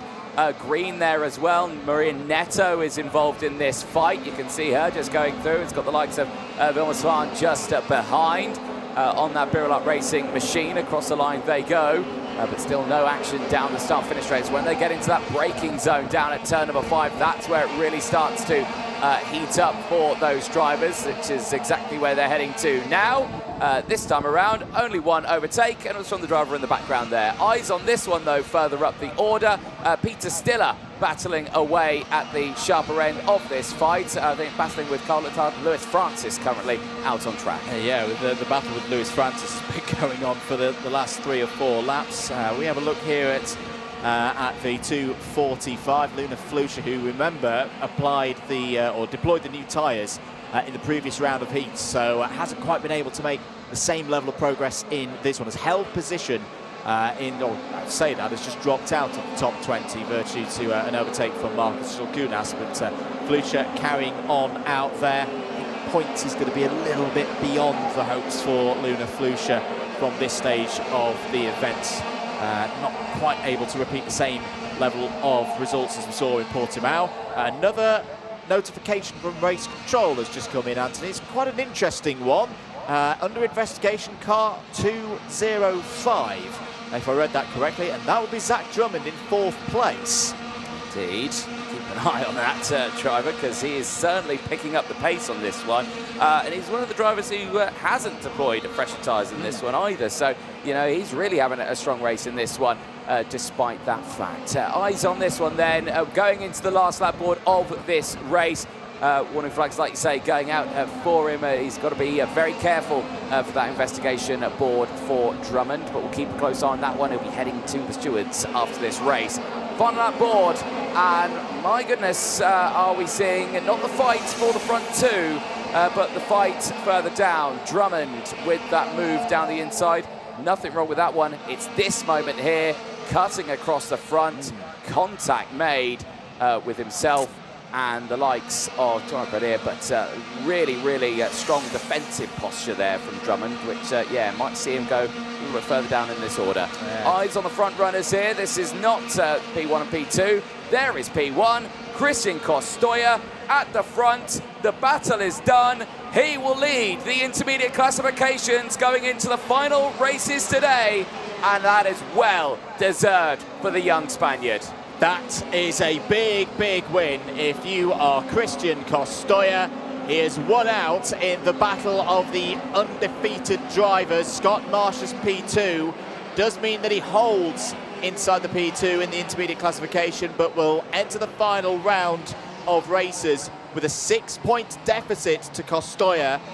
He will hope that if he wins his fifth race, his fifth heat, that Costoya does not win his fifth race. That would mean at least there's a tie in the points, and Marsh would take the advantage virtue of tiebreakers from time qualifying. But if Costoya goes on to win his fifth race and is unbeaten on 250 points by the time we get to the end of the scoring, there is nothing Scott Marsh can do. We'll wait for that, of course, later on this afternoon here in Italy. There is your provisional results for the heat between groups A and C. Costoya takes it from Marsh. Amankara Osman third. Zach Drummond fourth, but under investigation. Fifth for Jacopo Martinez. Much better performance from the winner last time out in Portimao. Sixth for Thomas Pradier. Peter Stiller, Lewis Francis, Carl Lutard. Great drive there from Lutard after injury, or well, potential injury yesterday. His comeback has been signed off and gets back into the top 10. A top 10 for Sky Parker as well. That is just the result that she needed to get back into the running for the top 72. Pavan, Helder, Matviev, Derinov and Zach Green all in the top 15. Vilma Svan, Maria Neto, Leo Nielsen, Vegard Clemenson and Luda Flucher take us down to 20th place. It was then Shilkunas, Korda, Vavra and Tovagino, the last of the 24 finishers in that race. 4 retirements from that one. Rahim Alibai, Boris Lysen, Franciszek Jagelski and Eloy Gonzalez. Let's take a look through the highlights in that one. Key starts, Marsh won out in the early battle, but it was Costoya's valor in the first lap that I personally think was a very key phase of this race. This was the mid-pack battle through turn number 5 on lap number 1. Costoya went for the lead initially through turns 6 and 7. There was a clash between the two of them. That allowed Thomas Pradier to get ahead and into second place. This was another look at the moment between Costoya and Marsh, who just seemed to convene on the same piece of Italian real estate at that point. Look at Pradier there. Nearly took the race lead, did the French driver. Costoya striking back, though. This was key in the story of this race. Down the inside into 16. Pradier gave him racing room, and that again gave track position back to Costoya. He then set about closing down on the race leader. Lots to talk about inside the top 10. Zach Drummond with good moves again up the order. This one was a contentious moment between Pradier and Amankara Osman. Oh, not that contentious on second look, but through would go Amankara Osman on the way to third place. Much better from Martinez up through the order. That was the key move from Costoya down the inside of Marsh. The Spaniard would not look back from there. Rough race for Eloy Gonzalez. That's how the Spaniard left the race earlier on. Right now, though, let's head down once again to Anthony Jordan in Parc Ferme. Thank you very much, Andrew. Yes, down here with our now points leader in the intermediate classification, Christian Costoya. Congratulations. That was a tough race. Tell us about the start of that one, because it was a bit tense, wasn't it? Yeah, I think I made a very good start. Almost got the first in the first corner, and yeah, then I tried to switch back to Marsh, but it wasn't that enough to get the position. And yeah, a few laps later, I just passed him, tried to take a good pace and do the better I can just to pull away, and yeah, it was like this. Yeah, it's still a good result, though, for yourself. You come away now points leader. Going into the last races later on, are you looking forward to what could potentially be a nice chunk of championship points for you, because you currently sit third in those championship standings? Yeah, just try to make a very good hit in the last one, and yeah, if it's better to stay in the first, yeah, but if not, tomorrow is another day and everything can happen. Excellent. Well, congratulations. Well done, Christian. We will see you out there later on today. I want to quickly jump in with a few more drivers, of course. Investigation flags are out for an incident that we did track Thomas Pradir, who is just here. Thomas, tense race for yourself out there. Bit of contact on the defensive there from Zach Drummond. What did you make of that? He overtook me and I want to switch back, but he just pushed me and I can't make nothing. It was still a close race for you. Were you happy with the result still? Yeah, I'm happy. We are with a whole tire, and I think we put the new tire in the Spirit. We will see. Excellent. Congratulations, Thomas. Well done. Thank you so much for chatting with us there. Here, I want to quickly see if I can dive in. Of course, cameraman might in. Investigation flag out in that one, mate. It was a tough race, and you can actually see the damage there on the kart. What happened from that moment? Yeah, I just went for the move, and then he tried to get the switch back, and I just kind of showed him I was there. So, because I wanted to keep going forward, and I didn't want to lose time. So, yeah, I just showed him I was there. Yeah, it was a solid race for yourself, though. Still happy with how the day's gone?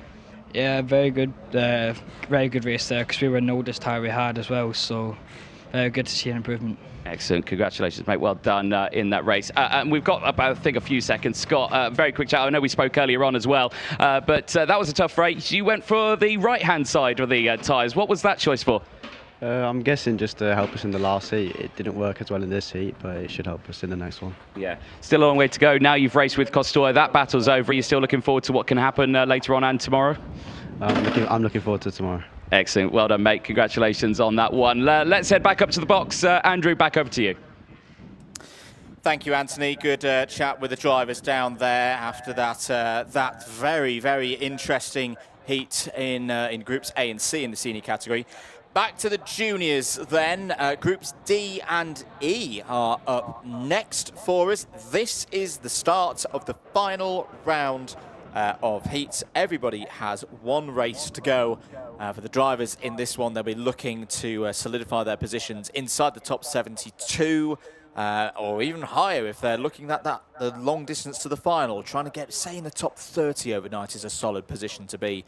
And of course, there are championship points on offer for the top 15 drivers in the intermediate classification. 25 championship points awarded to the top driver, 22 to second place, 19 to third, so on and so forth down through the order. We've got 30 drivers heading out on circuit, ready for this one in OK Junior. Let's take you through the starting order here in Viterbo.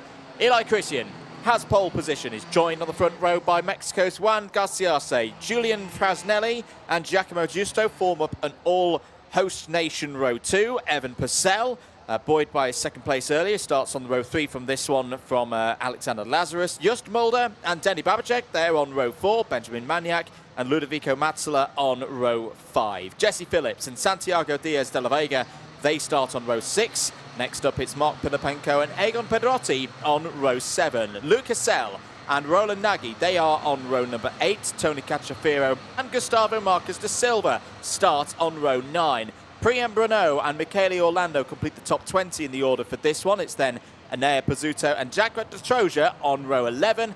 Dr Islami and Henry Constant-Cumbin start on row 12. Last page of the order, it's Case Aziza and Amelia Vishmerska on row 13. Remy Samchik and Pietro Paguti start on row 14, completing the 30-strong field. On row 15, it's Brazil's Felipe Sanchez and Belgium's Gilles Herman.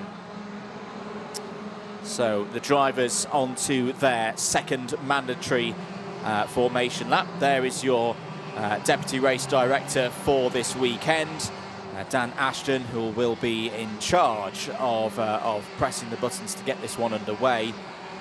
Race Director Martin Bean will be overlooking things through and past Marshall Post 10, turn 15. Hopefully we can get this one underway at the first time of asking. Quick review of the scores going into this final round. Oh, we'll come back to that because that's problems for Felipe Sanchez at the back of the field is where the Brazilian is due to start.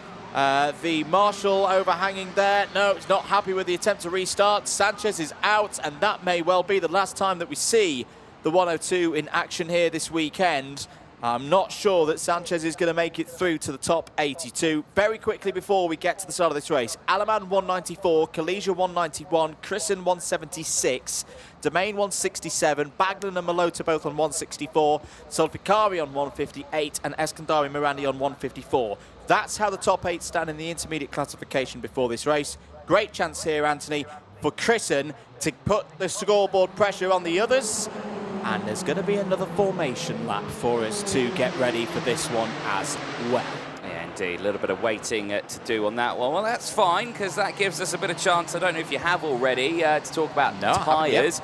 Oh, there are many of them. It'd probably be easier to tell you who hasn't deployed them. Well, everyone inside the top 5 rows, bar Denny Babacek, who I believe deployed them earlier on, has got fresh tyres. So expect an almighty scrap there. Then you've got the likes of Jesse Phillips, Mark Pilapenko, Egon Pradotti and Roland Nagy. They've also not deployed tyres. Possible again that they deployed them earlier on in the day. Everyone behind them, however, Sel, Cachavero, Bruno, Marquez de Silva, Orlando, they've all got fresh tyres. Islami, Kumpin, they've got them. Baguzzi, Herman, they've all got tyres as well. Felipe Sanchez, of course, who was starting at the back of the grid, who's now out, also hadn't deployed them in this race. I think, again, did deploy them earlier on. So, again, expect some big charges through the field here, but everyone seemingly choosing the left-hand side of the kart to deploy those tyres on. 28 drivers in this race. Of course, we are missing the likes of Remy Samchek, and of course, one driver already out of it. So lights are out, we're racing down in towards turn number 1. It's a solid start for Chrisen on the front row of the grid, on the inside line. Important one for him here. He is fighting for a potential lead in the points. Is indeed. There's a spot on the front row of a superheat up for grabs in this one if Chrisen can bring home another race victory. Denny Babacek trying to go around the outside there as they ran through turn 5. It's a pretty clean affair as they run out of sector 1, up the hill slightly through this tight, twisty complex through 8, 9, 10, then down the hill again through turn 11 towards the big braking zone of turn number 12. There is your race leader. It's a Tony Kart 1-2 at the moment. Julian Frasnelli up to second place. Yeah, nice work from Frasnelli. I remember saying his name multiple times in the races earlier on, and you know, continuing that trend in this one. There's Denny Babacek, not on fresh tyres. He's surrounded by drivers who have got them, and drama at the start of this race, and that I believe possibly could be Alexander Lazarus and Ludovico Mazzola as well, involved the Bulgarian and the Italian out of the race. Let's have a look at a replay. This is potentially how it occurred. Oh dear. And it's all coming from further back. It was Lazarus into the back of Mazzola. Mazzola, there was nothing that the Italian could have done there. They'll still make it through to the superheats. They're a good way up the intermediate classification, at least from our unofficial calculations here in the box. But yeah, a real shame for the way their Friday ends. Yeah, indeed. Right, that gives us a little bit more chance to look at the front here. Clean breakaway for Chrisen, but the fight is on further down in the order. This is the Jagrat Tatoja Islami Orlando battle, currently unfolding at around 15th, 16th and 17th place out on track. But crucially for Chrisen, he's broken away. Purcell leads the 4-kart train of himself, Mulder, Frasnelli and Magnac, who are just behind. Phillips wanting to close in on that train, but at this moment has a little bit of a gap between himself and the 4 up ahead. It'll be interesting to see in this race now. Purcell's pace has come on a little bit earlier than we saw in round number 4. He was very, very good in the second half of the previous round, was the driver for Ricky Flynn Motorsport. Will he be able to close in now with a few more laps on Chrisen and try and make the overtake? There's the live scores for you. So Chrisen moving into a potential clubhouse lead here on 226 points from 250. We'll come back to that because Denny Babicek's having a good fight with the number 90 of Lucas Sell. Sell, who's been a little bit off the pace versus what we saw from the French driver earlier on in the season. But again, this is what can happen at the latter stages of the qualifying heat. Have a good one here. Leave the circuit in a good state of mind ahead of those super heats tomorrow, and you can make Saturday your own day and start to come back through the field. And Luke has definitely got the potential to do so. No, he certainly has, and right now looking in a really comfortable place here, pushing through the field. Evan Purcell now with the fastest lap of the race. 3-place gain, closing in on Chrisen. Question mark, I'm going to say at the end of that one, because looking at the gaps, well, purple in sector 2 for Chrisen on that last sector. The fastest lap of the race by a full 10th for Evan Purcell. I reckon that gap might be slowly fluctuating between the two of them. 0.7 of a second, they cross the line. What is it now? 0.8 of a second. So Purcell with a flurry of pace there, but it's not going to be enough to close in just yet. Well, one of the things that's really impressed me so far this race meeting, Anthony, has been the way that Eli Christian, a lot of eyes on him at the start of the season. One of the drivers staying in the division from 2024 to 2025. Was a driver who, towards the back end of 2024, really started to shine. Probably wasn't a championship contender, you would say, but with the maturity that he's been driving so far this weekend, particularly with managing those tyres. We talked to him before this fifth round of heats, and he said that he was just taking care of things, managing, not taking too much out of himself with the tyres. He's been, a very mature driver so far this weekend. It certainly has for him. Keeping an eye on these fights happening further down in the order.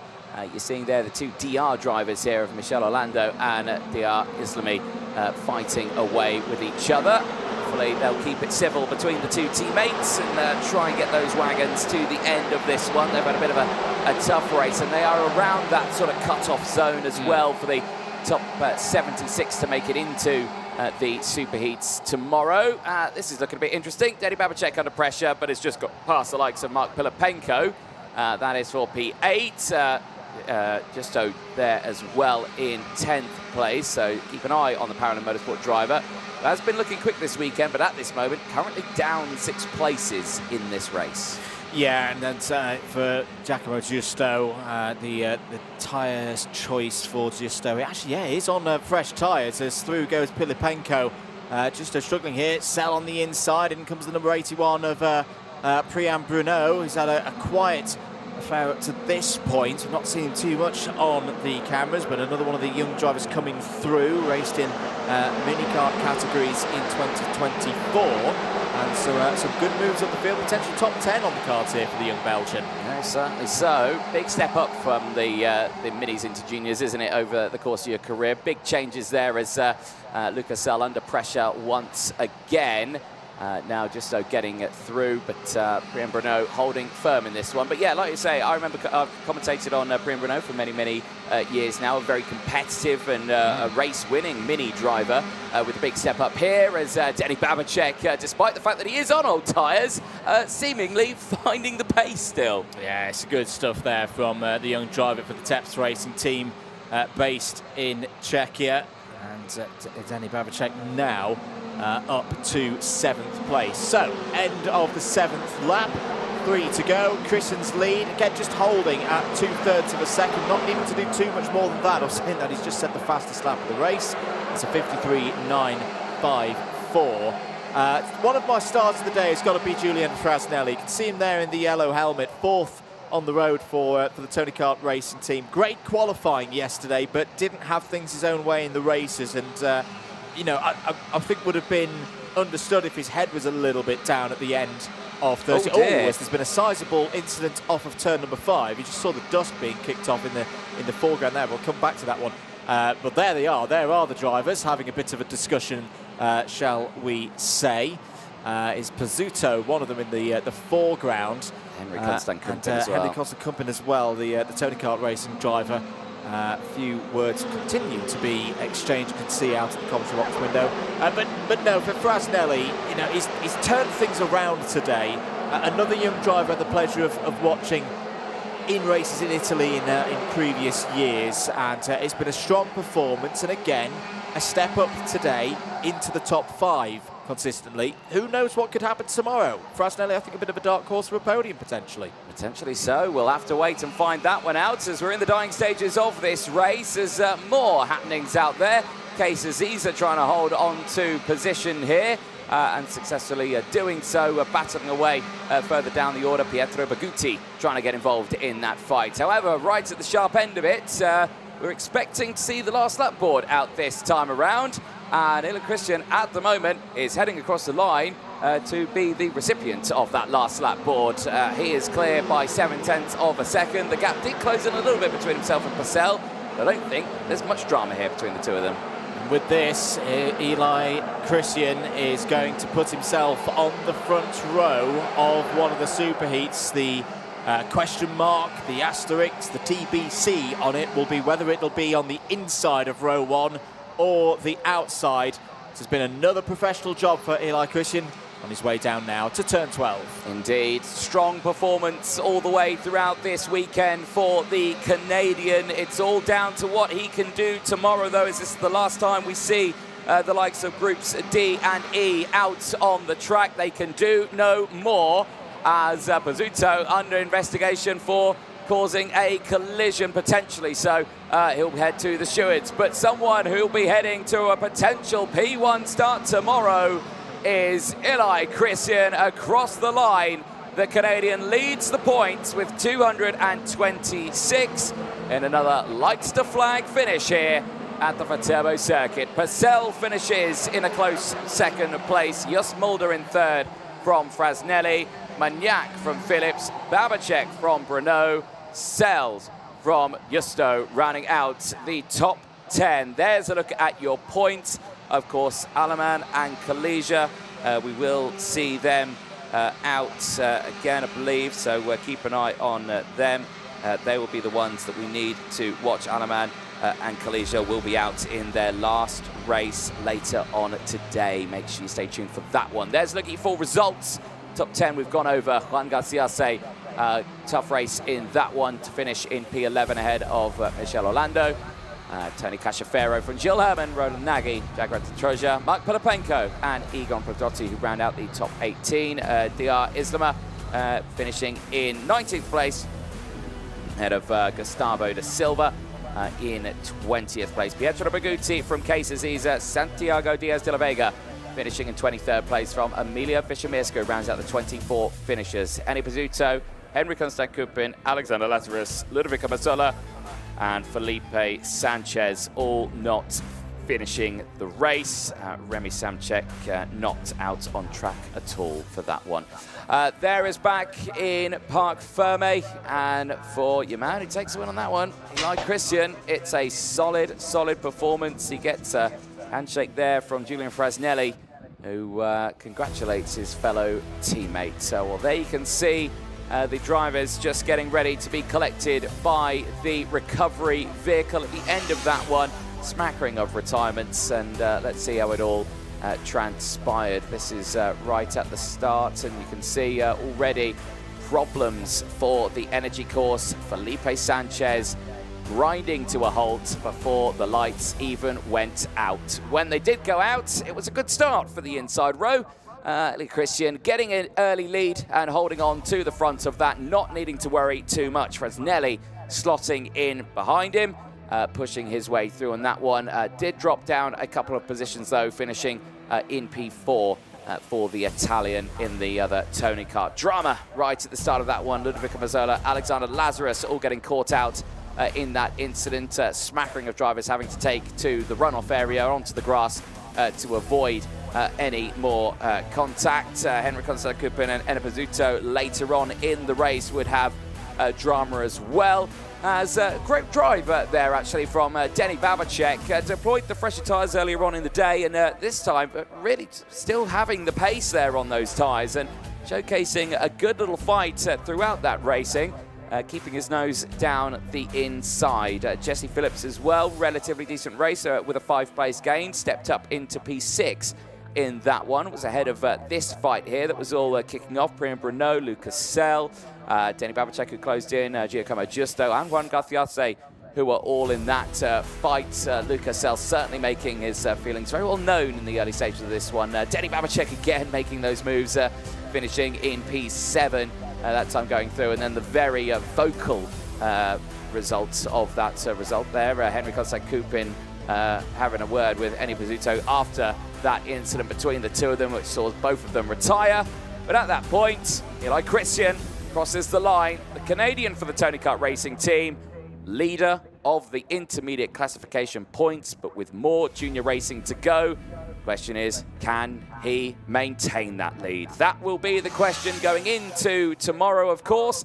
As you see, cleanup operation still underway there for some of the drivers out of that race. There you can see Alexander Lazarus, the Bulgarian for the Forza Racing team, in that number 75. You've also got the likes of Ludovica Mazzola, the Italian for the Birolart Racing team, just there off in the distance in the number 62 machine. That was that incident that we saw in the early stages. Right, so let's head down to Parc Ferme. Andrew Mather, over to you.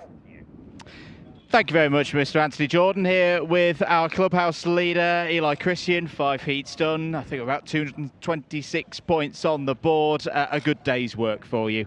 Yeah, today was a very good day. From the first heat, we had pace, we did P2 and now P1 and P1. Let's see what the others do. Hopefully we can get P1 for tomorrow, but I'm happy with this result. So at the moment, I think you've got a front row start of some description locked in. How would you like to start? Obviously, from the inside, it's a little bit better, but we have seen some drivers do pretty well from Grid 2.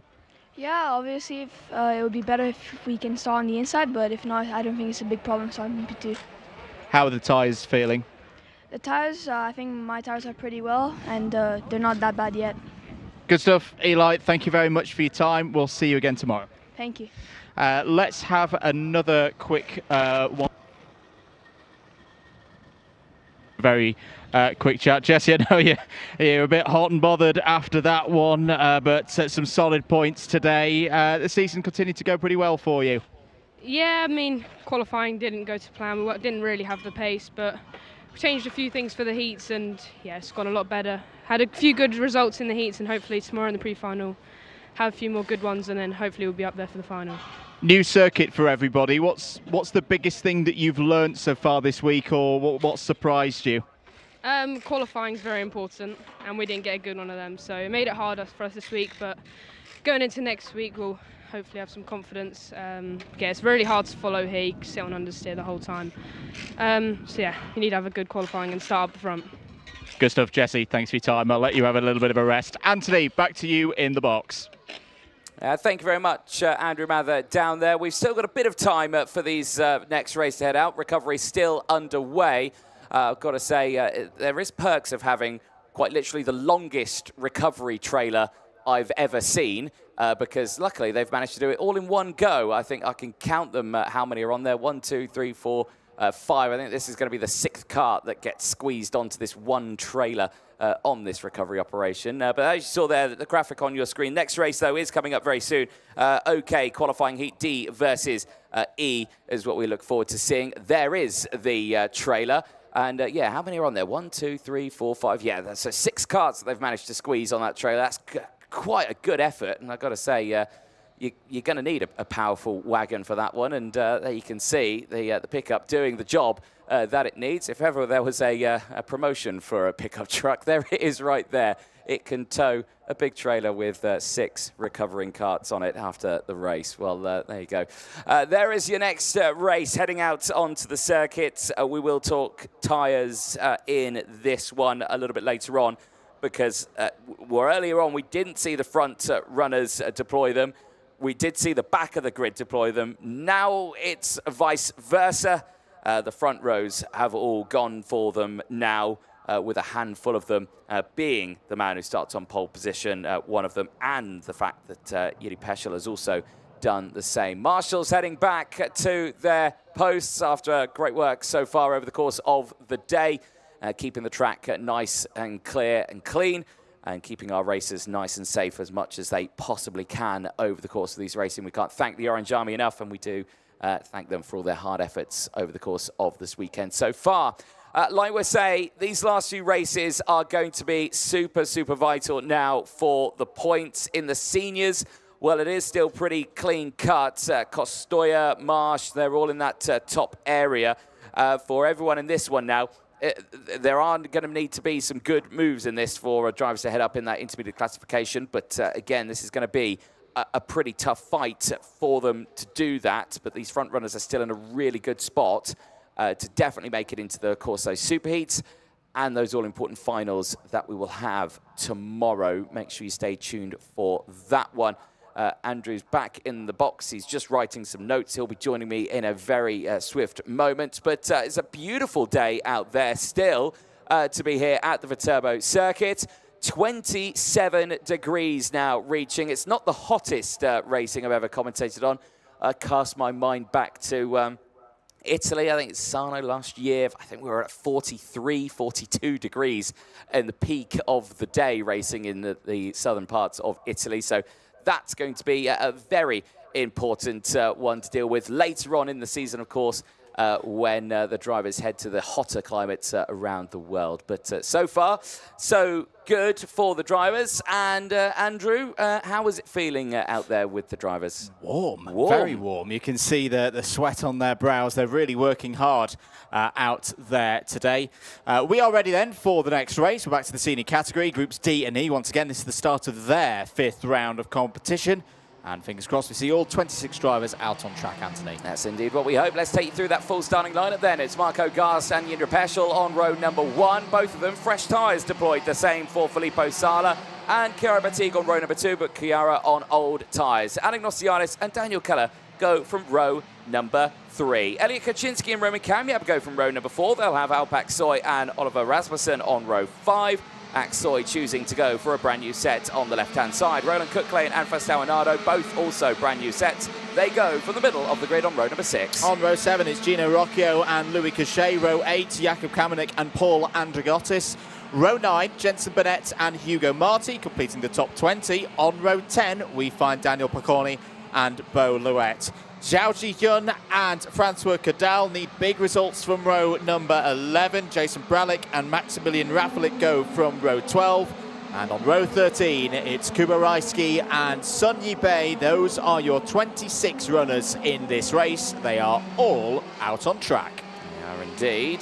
And let's see how this all goes for them because, well, the inside row is going to be the one to keep an eye on in this one. Gas, Sala, Anagnosiadis, Aksoy, Cooklane, all brand new tyres on the left-hand side. Peschel is on the front row, also with the fresh tyres on the left-hand side. Is going to want to somewhat emulate a little bit of what happened to Peschel. Chain guard in Marshall's hand and not fixed on kart. It's silver. That makes me point towards potentially a Tony kart out there.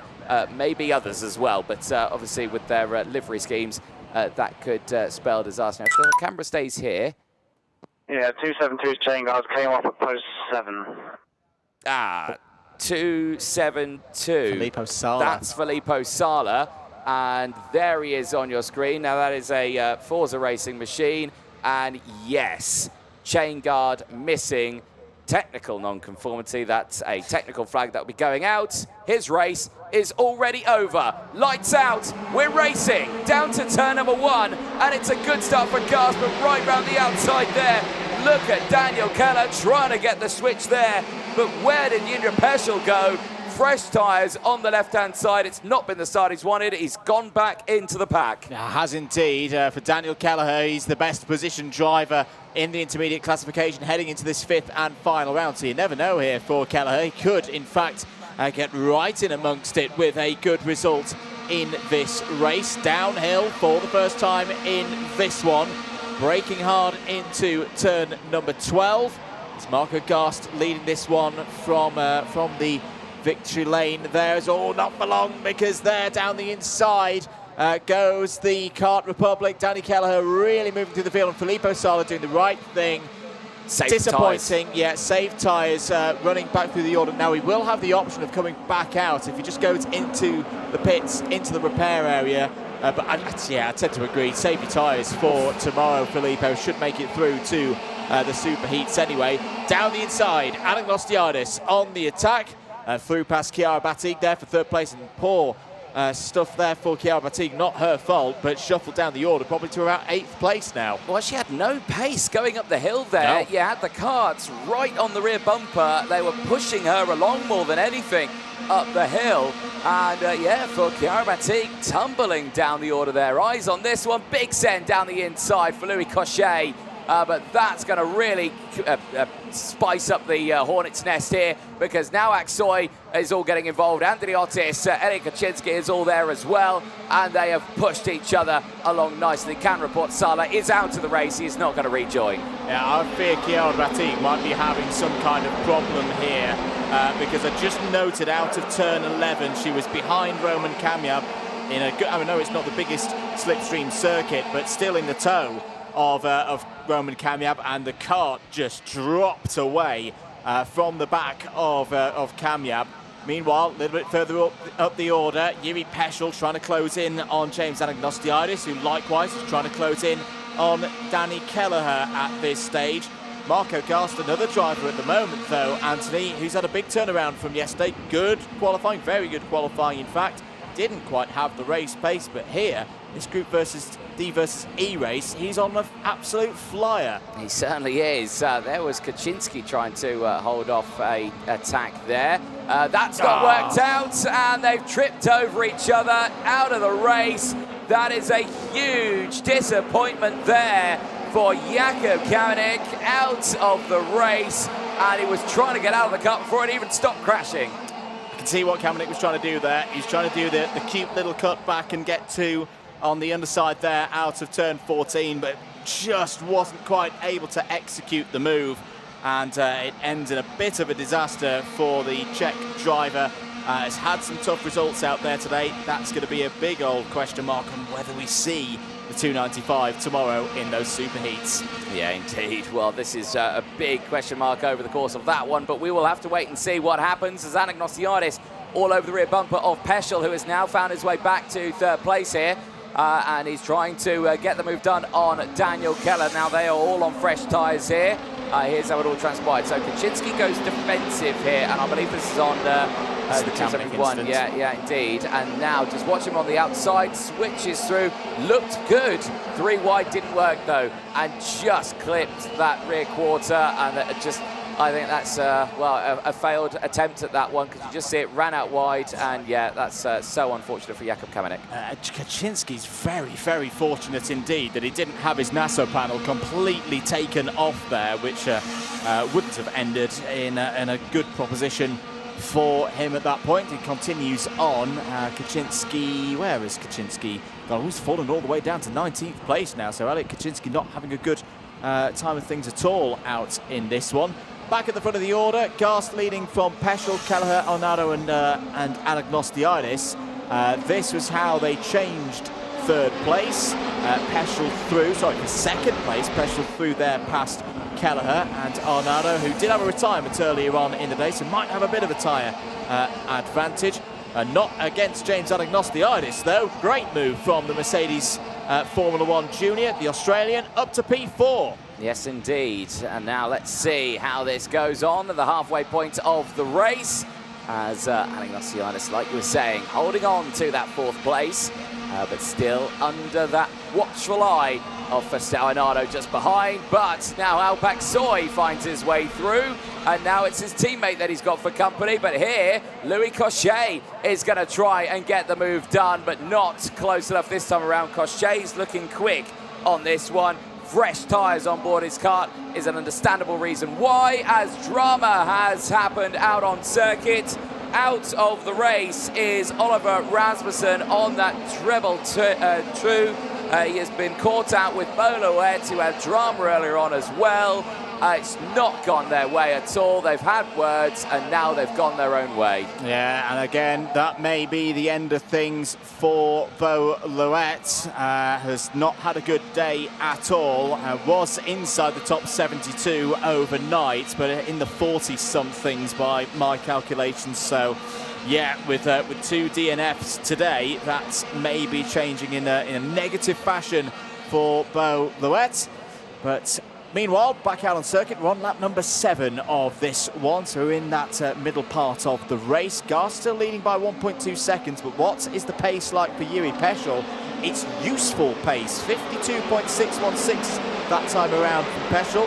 Took 2.5 tenths out of Garst on that lap, so do the maths. 4 laps, and that pace, Peschel's going to be on the leader here. Yeah, that is good pace for him, so we'll keep a close eye on that one as he is closing in very nicely there. Garst, though, still in control, but let's keep a close eye on this fight. Keller, right there on your screen. Anignosiadis closing in. This is the battle for third place. They will see that fight unfold in front of them. Eyes on this one still. Louis Cochet trying to fight down Rastauanado. He's not been close enough to do that one yet. I'm curious to see what the gap's going to be when they cross the line here, Andrew. Less than a second, 0.992 when they cross the line this time around. What will it be? Garst crosses down to 8.35. The gap is closing in at quite some rate. Yes, indeed. So for Marco Garst, is this just a tactic? Is this just him playing the game of allowing Yuri Peschel to close in by putting in some fast laps here? That won't be good for the tyres of Yuri Peschel. He'll be taking more and more and more out of them. They're into the latter stages of this race now. Francois Cadal having a good drive out there, Anthony. He's up 12 places, up into the top 10. Good drive from the Swiss for DPK Racing. In fact, the Swiss, in general, having a good race in this one. Paul Andriotis is up 7 places as well to P9, and Chiara Batti, yes, has lost some positions out there, but is still looking to score some decent points. Round again, what is the gap this time? Well, it's down to 0.6 of a second here, so it's closing in. Garst is going to have to hang on a bit here if he's going to win this one. Oh dear. As out. Shouldn't have mentioned him. Paul Andriotis was up 8-9 places. It's in the wall, is out of the race, and down to P22. And that is at turn 15 out on track. That is a fast corner, and that looks like it's gone straight into the tyre wall there. So maybe that was he was on the outside there, and it was a bit of wheel to wheel, and unfortunately he's ended up in the barriers. Right, last couple of laps to go. Garst and Peschel closing in. It's 0.5 of a second. Keller, Anignosiadis, Aksoy and Rastauanado are all closing in as well. Here is that fight on your screen. Cochet has not been able to close in on them. There are your race leaders on to lap number 11 of this race. Time is running out. Could we see the fight though? It's down to 0.3. Well, this is where we'll start to see a response from Marco Garst if he's got one in the locker. This is what we've seen a lot of so far today, that drivers in the lead of these races are quite happy for a second place driver to close in and use up the peak performance of their fresher tyres. If Marco Garst has got anything in the locker, he's got to go now, because Yuri Peschel will go for a move here. They're heading down towards turn number 12 now as we have a look at Alpac Soy and Fausto Arnado fighting over 5th place here. Alpac Soy not quite with the same level of progress as I was expecting, considering that he is on new tyres in this race. Out of turns 15 and 16 onto the last lap, and I can tell you that the gap is closing. Oh no, okay. Garst has responded.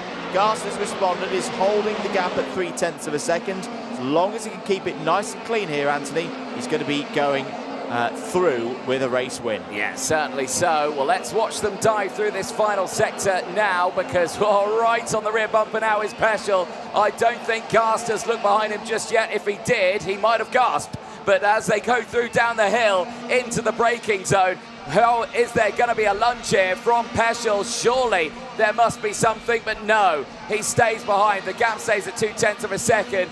You know, I wouldn't disagree if there would be no move between these two, because again, this is a solid drive, but I say that, he's got right on that rear bumper, but it's not going to be enough unless there's a lunge down the final corner. I thought it was going to happen, but no, it will be Marco Garst across the line. Peschel takes a solid second. He checks over the shoulder and says, blimey, I didn't know you were right there. But that is a good run for Marco Garst. Lights to flag for the Koski Motorsport driver.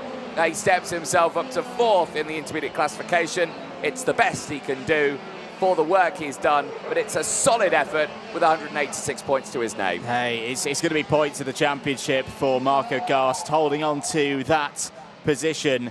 Has leapfrogged him above Peschel in the final intermediates. Sorry, this level of the intermediate classification. We'll get to the final intermediate classification tomorrow, of course, before we once we round up all of the super heats. There are the scores. Costoya, Marsh were not going to be challenged in that one. Kelleher moves up to third place. So at the moment, that would be outside of row number 1 for the super heats tomorrow, but we have still got the likes of Kenzo Craigie and Nicolo Kuman to run in this final round of heats. There is your provisional classification. Gast and Peschel, Kelleher, Anagnostiadis, Aksoy, Ornado, Cochet, Kamiab and Kodal, all in the top 10, completed by Klane there from Estonia. Chiara Batig back to 11th place ahead of Jensen Burnett, Hugo Marti, Jason Bralick, Daniel Pokorny, Elliot Kaczynski, Gino Rocchio, Xiao Si Yun, Maxi Rafalik and Kuba Breisky all in the top 20. Last of the finishers, Sun Yibei. Question marks over a number of those drivers in the bottom third of the field as to whether we'll see them again tomorrow.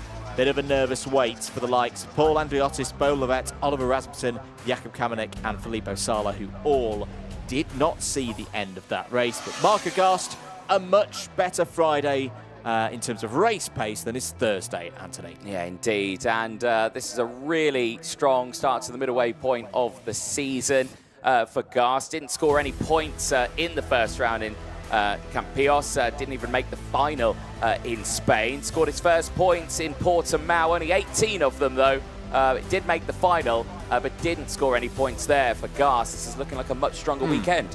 Yeah, definitely. And say we'll have a chance in the upper rows of the Super Heats. Just a question mark over which one of those it will be.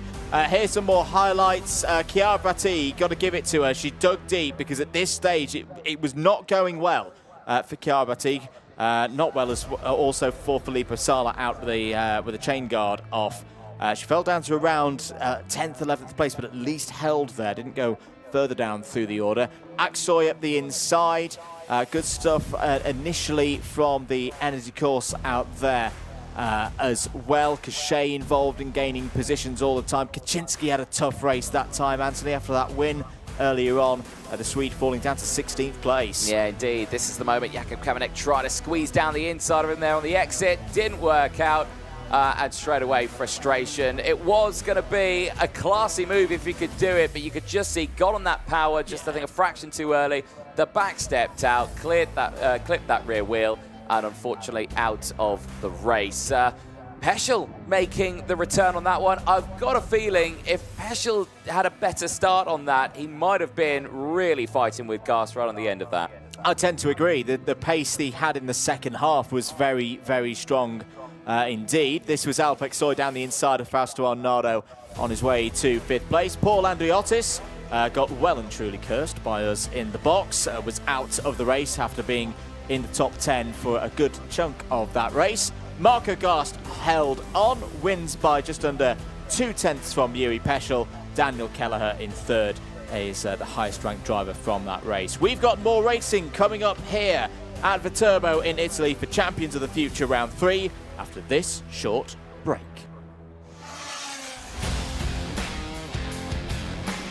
It makes life a lot easier out the track, so you don't have to worry about school and on-track performance and grades and all that sort of stuff. The school understands exactly what I'm doing. They understand, how important it is for me, and the schedule that they, cater for me is really well balanced, and I really enjoy it. It's a very fine balance between his sporting career and also his studies. He doesn't have to compromise on either. I'm very happy that Minerva has supported us through this journey.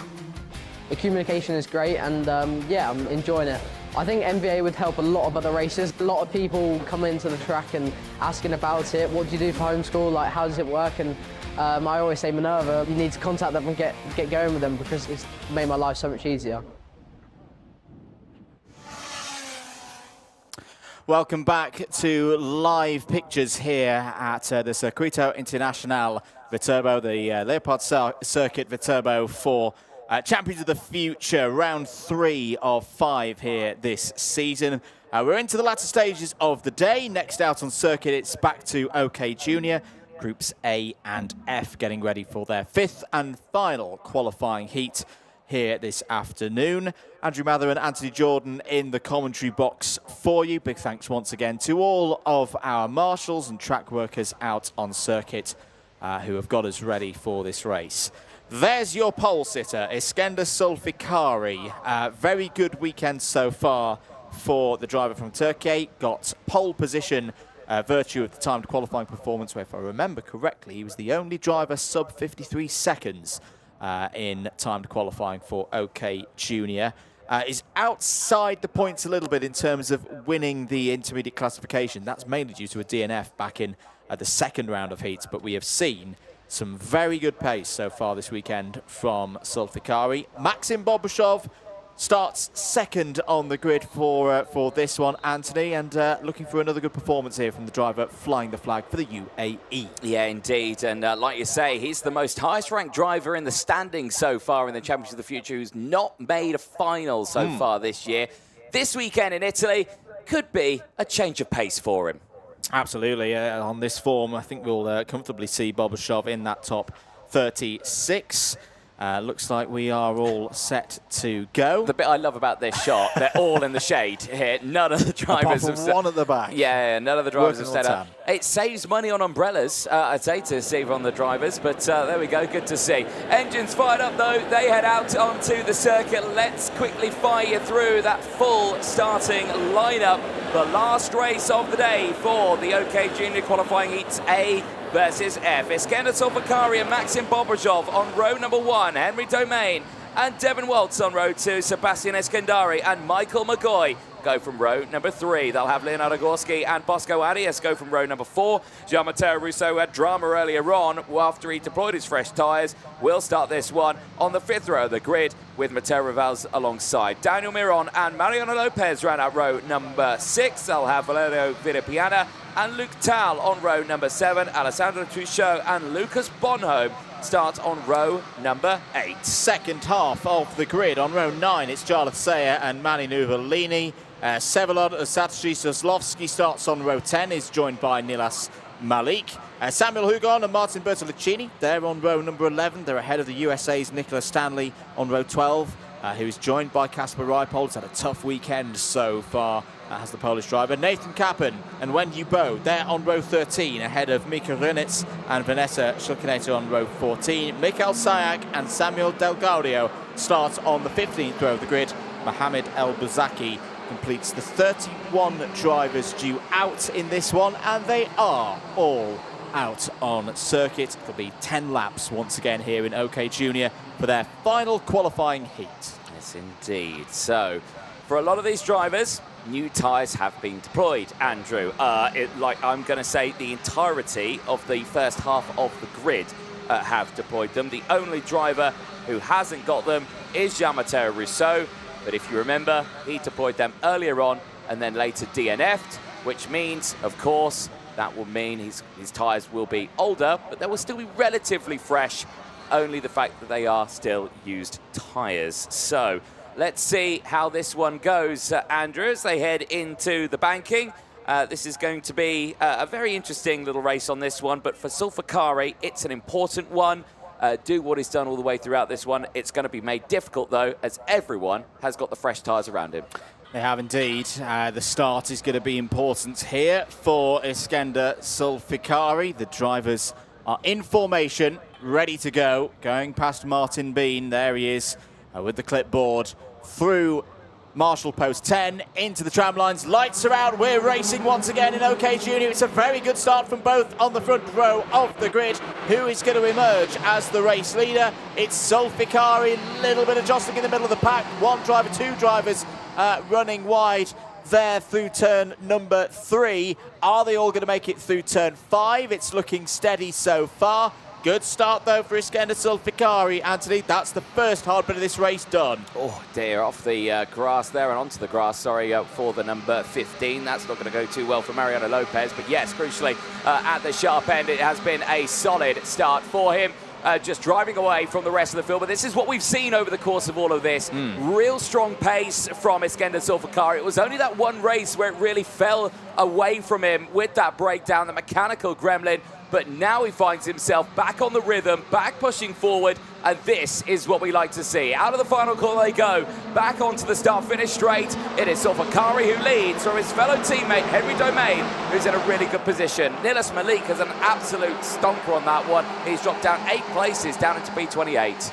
Yeah, not good news at all for Nilas Malik, who's had a tough weekend so far. Bit of an attack there from Eskandari Morandi for second place through the first part of the double left-hander. Out of the race. One of the DPKs. Lucas Bonhomme and Martin Bertolacini. That's a huge shame. Both of them deploying fresh tyres. Bonhomme, you remember having the drama in the race earlier on with his teammate Luke Tal. That is not the results that were wanted, and that is a real shame for their last race of the day. Yeah, lost 14 positions as a result there, Lucas Bonham, and normally when you see two drivers at the side of the circuit, it's not unexpected to then see any kind of under-investigation warnings, so it could still get worse for one of those two drivers. If the judge to be at fault for one of those and DQ'd, it's even less points than just finishing at the back of the field. Important job here for Henry Domain, Anthony. It's a bit of a complex situation. I know he said earlier that he wasn't thinking about championship, but surely when you get to this stage of the season, you've got a good rhythm of consistency going. You're at the top of the championship standings. You're due to score some more championship points here. You've got to have that in the in at least the back of your mind. But he's also got the team job as well of protecting Iskender Zulfikari. At the moment, it's going to be one of those things for Forza Racing.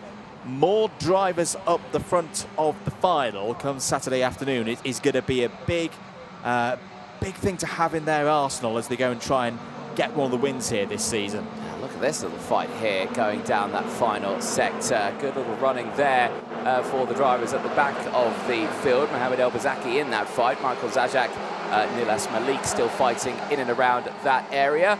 Big send down the inside, nicely done. Bosco Arias on the charge, utilising fastest lap of the race. And that's going to bring me on to this next point that was brought to me by the driver's attention about going for those overtakes if you've got that pace. If you've got that pace, you've got that momentum, get it done straight away here. You don't want to hang around with the driver behind you. If you've got that pace, go for it. If you stick behind them, you'll end up matching them, and then you never get past. It's not the kind of circuit where we see bump drafting, where you think like a Valencia or something like that, where initially if you're, say, a 10th quicker than the driver ahead, you at least give it maybe a lap to push them along and see if you can get the old 2 engines better than 1 scenario to pull yourself back to the next driver ahead. You're absolutely right, Anthony. You've got to know that, yes, you'll lose a little bit of time in the early part of the overtake, but if you can then get some clean air and that track position, that's how we've seen drivers making progress here this weekend. I'm not a soothsayer, I promise. And race control just now, exit post 7, just check 85 and 45. A bit of a banging wheels coming out the corner. Yeah, bit of a note there from Dan Ashton. I say I'm not a soothsayer, but I did say that there was going to be an under investigation at least for that incident between Lucas Bonham and Martin Bertolacini. At the moment, the eyes are on Bertolacini with that. The number 96 now under investigation as well. That would be Luke Tal, who's currently down in 20th place. It's not been the kind of performance so far for Luke Tal that he would have expected after being on the podium in Portimao. Yes, indeed. Just to relay those numbers as to who was talking to, Vanessa Schilkeneter and Nathan Cappin are under the watchful eye of Deputy Race Director Dan Ashton as the field continues on this race. Only 4 laps to go on this one. It's died down quickly, but this one here is all kicking off. Bob Brajov now on the charge, moving through the field. Gorski there watching alongside. He is only down 1 place in this one, but he is pushing through nicely. But Bosco Arias now up into P4. Yeah, good stuff from Bosco Arias. This is the brightest showing that we've seen from Bosco Arias so far during this race meeting. You mentioned Leonardo Gorski there as well, Anthony. I think we've got to sing the praises of Gorski because we have been consistently seeing that orange and black MP racing machine up in the top 10. Another driver who, yes, isn't going to be right at the sharp order of things when we get to the super heats tomorrow, but has shown a competitive edge through these heats. You know, started on the 4th row of the grid, has been holding himself there with a few setup changes through tomorrow. This could be a driver, again, that we need to keep an eye on with the Henzer chassis as well. A bit of a different setup for them. A quick update in terms of intermediate classification. Christen still holding the lead, of course, on 2:26. Domain would move up to 2nd place on 2:11. Sulfikari would hold 3rd on 2:08. But again, Alaman, Kalija still yet to race, still yet to put their scores on the board in this phase of the competition, Anthony. Indeed, so we'll keep a close eye on this one. Back down the start, finish straight they go. Loving the sun reflecting on the NASA panels, the karts there as they go through. Beautiful, beautiful day here in Viterbo. Still 27 degrees. Beautiful day for racing. Eyes on this one.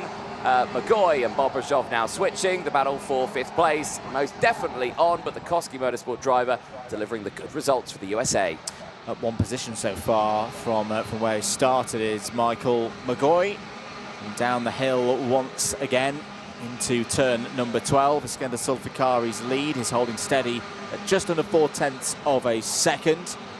This group of drivers, 5th, 6th, 7th, just going through turns 13 and 14 now. Bobrashov trying to perhaps find a way back through ahead of McGoy. I've been really enjoying the progress of the 2 Waltz brothers as well today. It's been one of those great sibling rivalries of anything you can do, I can do better between Drew and Devin. They are, well, Devin's in 7th place now in this race.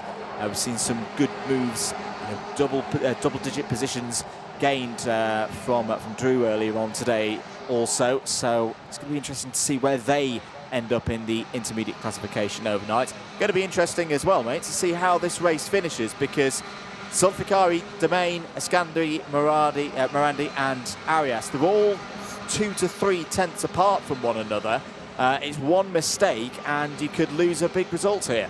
You certainly could. Eyes on this one though. Domain all over the rear bumper of Iskender Sulfikari. As they head out of the final corner, they will see the last lap board this time around. If you're going to see anything, it's going to happen now on this lap. The gap is 0.2 of a second.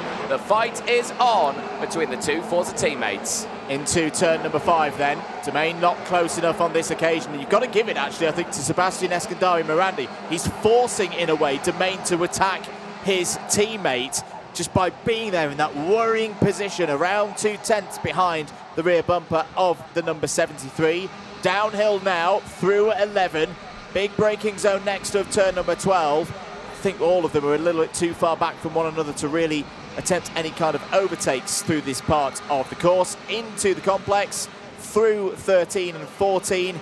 It looks like it's going to be another win for Iskender Sulfikari. Certainly does look like that way as they head into the final corner for Turkey. Iskender Sulfikari has done what he can. He bumped up himself to 3rd in the points, but it is Henry Domain who sits just 3 points ahead of him with a 211. Domain sits 2nd in the points, but it is still Eli Christen who leads the way in the intermediate classification with 226. But Sulfikari, despite that DNF earlier on, that could have been an absolutely flawless performance, and despite the fact that he still isn't at the top of the timing, or top of the intermediate classification, he is looking like the favourite going into tomorrow's Superheats. Lights to flag for the driver from Turkey. Iskender Sulfikari makes his way back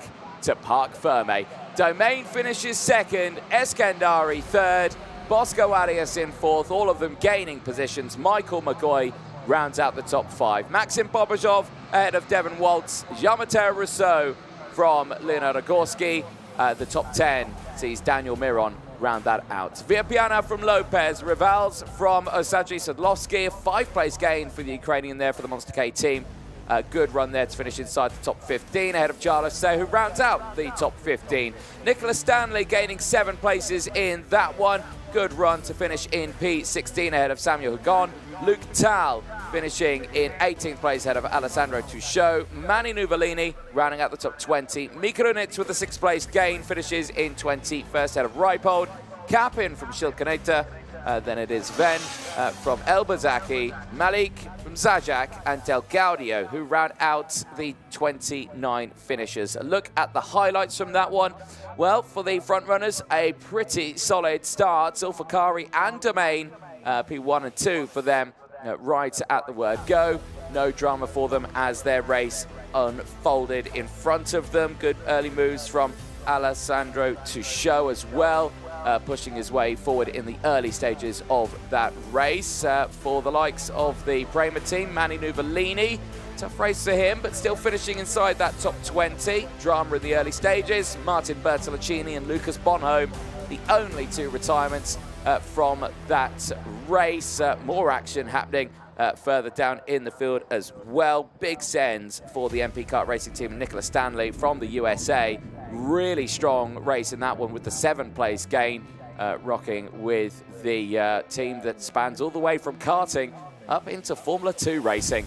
As well, more overtakes coming in thick and fast, this time from Michael McCoy, another one of the Americans out there, finishing in P5. Very strong performance, but at the front, Zulfikari, so far, without any breakdowns, has been an undefeated driver, bar that one race. He's still looking like the favourite going into tomorrow as we have a look at what is left up today.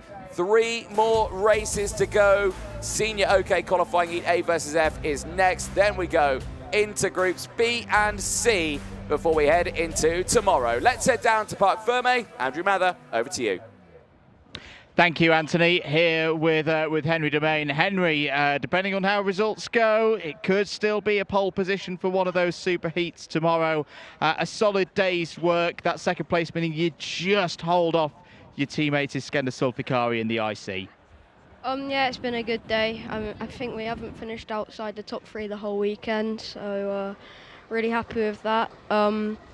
But yeah, obviously there's a few more races to go still, so we have to wait and see what happens, like determining on the points of the superheat, but it should be okay. How's the track evolving as more rubbers going down? You've got a lot of people across the different categories using new tyres as well. Are you feeling a change? Yeah, the track's become a lot more grippy now, a lot more difficult to drive. It's very difficult to be fast. You have to be very precise when the track's this grippy. So.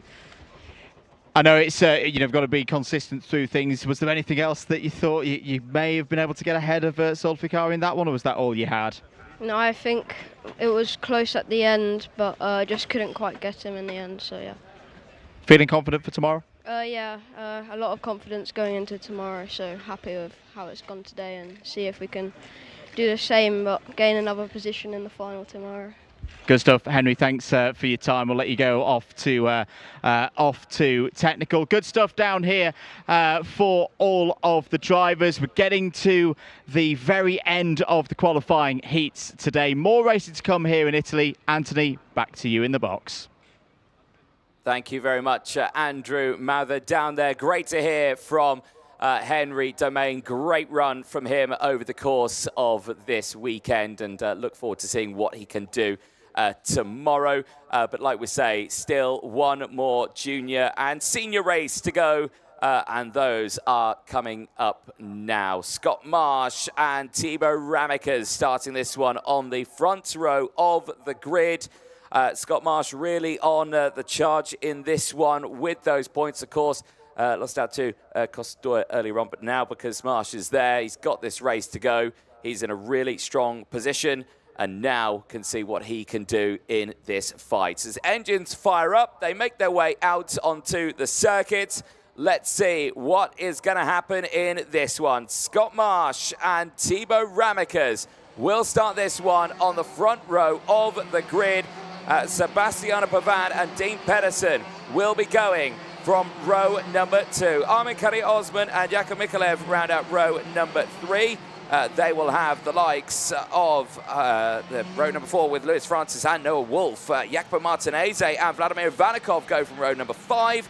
They will have Peter Stiller and Alexander Chartier on row number 6. Leon Nilsson and Davide Bataro go from row 7. Then we'll have Sky Parker and Clovis Nugarade on row number 8. Luke Kornda and Sana Z go from row 9, with the top 20 being rounded out by Maria Neto and Ella Hakkinen.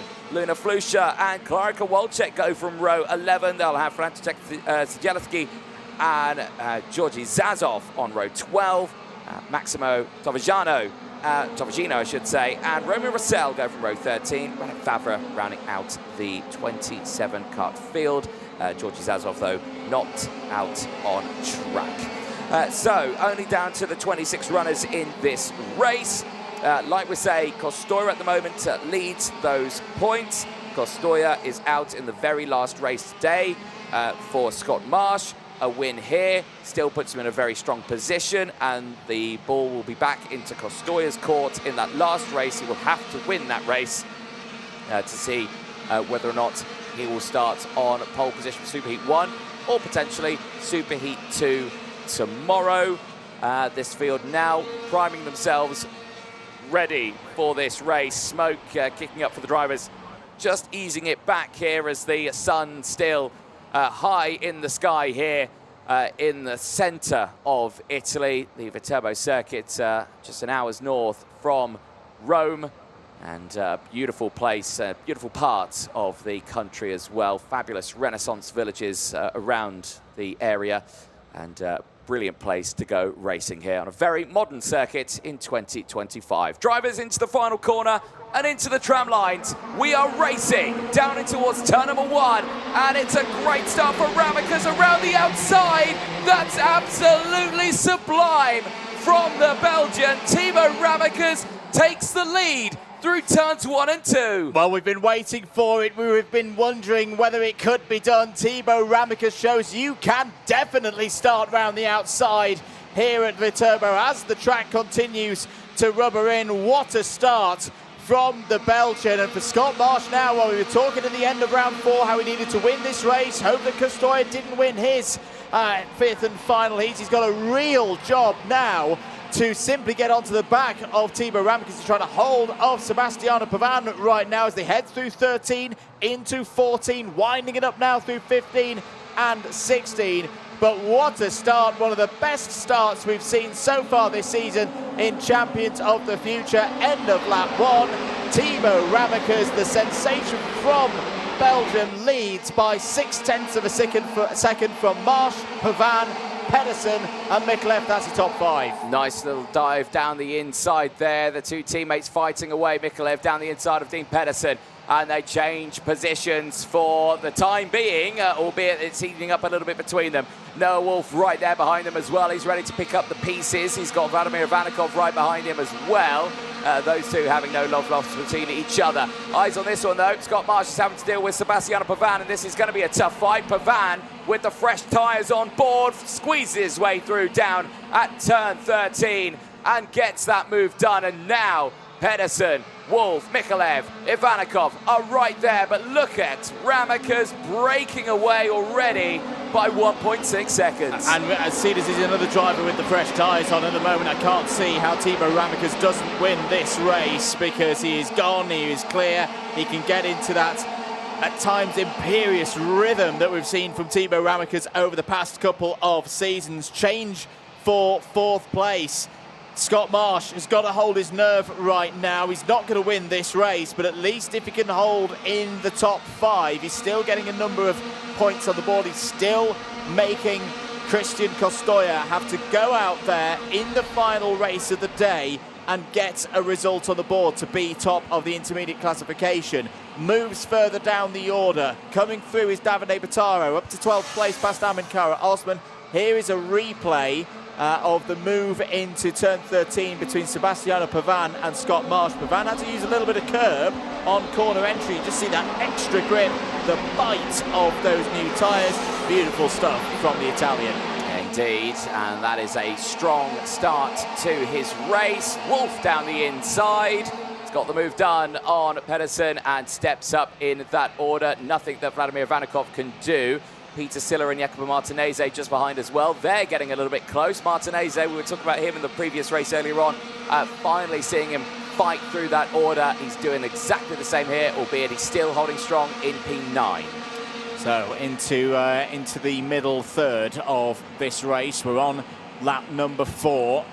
All of these drivers, if you're just joining us, this is their 5th and final heat, qualifying heat of this part of the competition that started yesterday with timed qualifying. Had 3 rounds of heats today after 2 yesterday afternoon and into the early evening, and it's still very much up for grabs as to who is going to have pole position for the super heats tomorrow morning, who's going to have the 25 championship points. Peter Stiller goes down the inside of Vladimir Ivanikov. That was a textbook move from the VDK driver, puts him up to 7th place. Well, let's see if this can progress. Oh, look at that, making that for the fastest lap of the race now, and yeah, looking pretty strong. And let's see if he continues on that trend. Marsh now, of course, in this position, 232 points. Need to do the maths on that one of what that would mean for Kostoyev, where we need to finish. 7th place or so. With him being so strong in the performance, he's looking like that possibly could happen. But Kostoyev's in the same boat as Marsh. They deployed their fresh tyres earlier on. If anyone has deployed them, well, anyone else in that race later on hasn't deployed them, they could be making it difficult for him. Correct myself, 6th place, because if it was 7th, that would be a tie on points, and Marsh would still take that virtue of the time qualifying performance from earlier on in the race meeting. Intriguing scenario here between Pavan and Mikulev.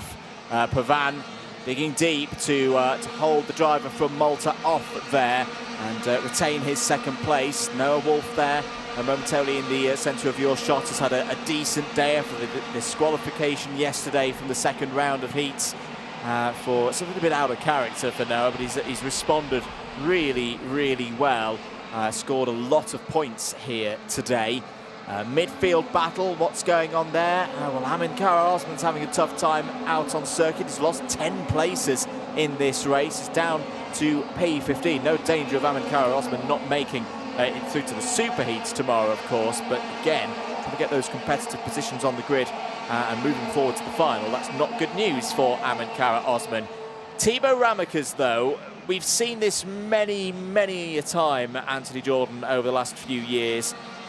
He is an astonishing driver, Thibaut Ramakas, but if there was one criticism I was to make of him, is that sometimes he starts a weekend a little bit slower than some of his competitors, but once he gets going, he is like a train, particularly on finals days. This is going to be a real warning shot to the others, to your Marshes, your Kostoyevs, those fighting in the championship as well, your Martinez's, your Turneys as well, your Kenzo Craigies we shouldn't forget about, because all of a sudden Thibaut Ramakas just seems like he's hit the afterburners and is into that really, really terrifying state of affairs when you're racing up against him. Look at that, 52.529 from Thibaut Ramakas.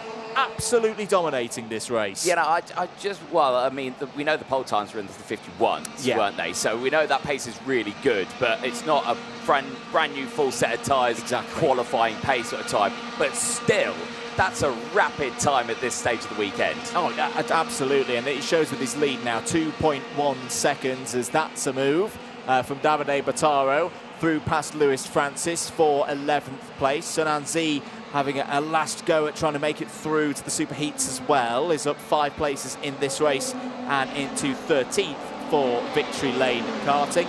Round to finish another lap. 2/3 of this one gone, 4 to go. Ramakas leads by 2.2 seconds. Certainly does. Eyes on this fight then. Pavan and Mikulev have closed in. Yes, they're 2.3 seconds down the road from Ramakas, but they're having an almighty little fight here, trying to close in on each other. Now for Mikulev, has he got the fresh tyres? Yes, he does. So does Sebastiano Pavan. So these two are in a close fight right now, and let's see if, well, we see anything from them. Marsh has done a great job here holding on to P4 right now. Not the end of the world for him. Still in a really strong position, but like you say, it falls down. The ball is very much in Kostoyev's court for the next senior race later on. That's going to be the one to watch to see who will start on pole position for Super Heat 1 or 2. Yeah, still very much up for debate as to who those drivers are going to be. We're into last 3 laps of this race now. Jacob Mikolev still not been able to work an opening to try and overtake Sebastiano Pavan for second place. It's been an assured drive from Pavan in second place. Changed teams over the off-season into the Energy Corsa machine, which isn't the favourite machine or the favoured piece of machinery in the international karting scene at the moment, but in the right hands can still be a potent weapon. I think that's the World Championships in September, with Matthew Higgins taking that piece of machinery to a third place finish. Very different conditions here, of course, in Italy. Air temperature 27 degrees for the drivers out there.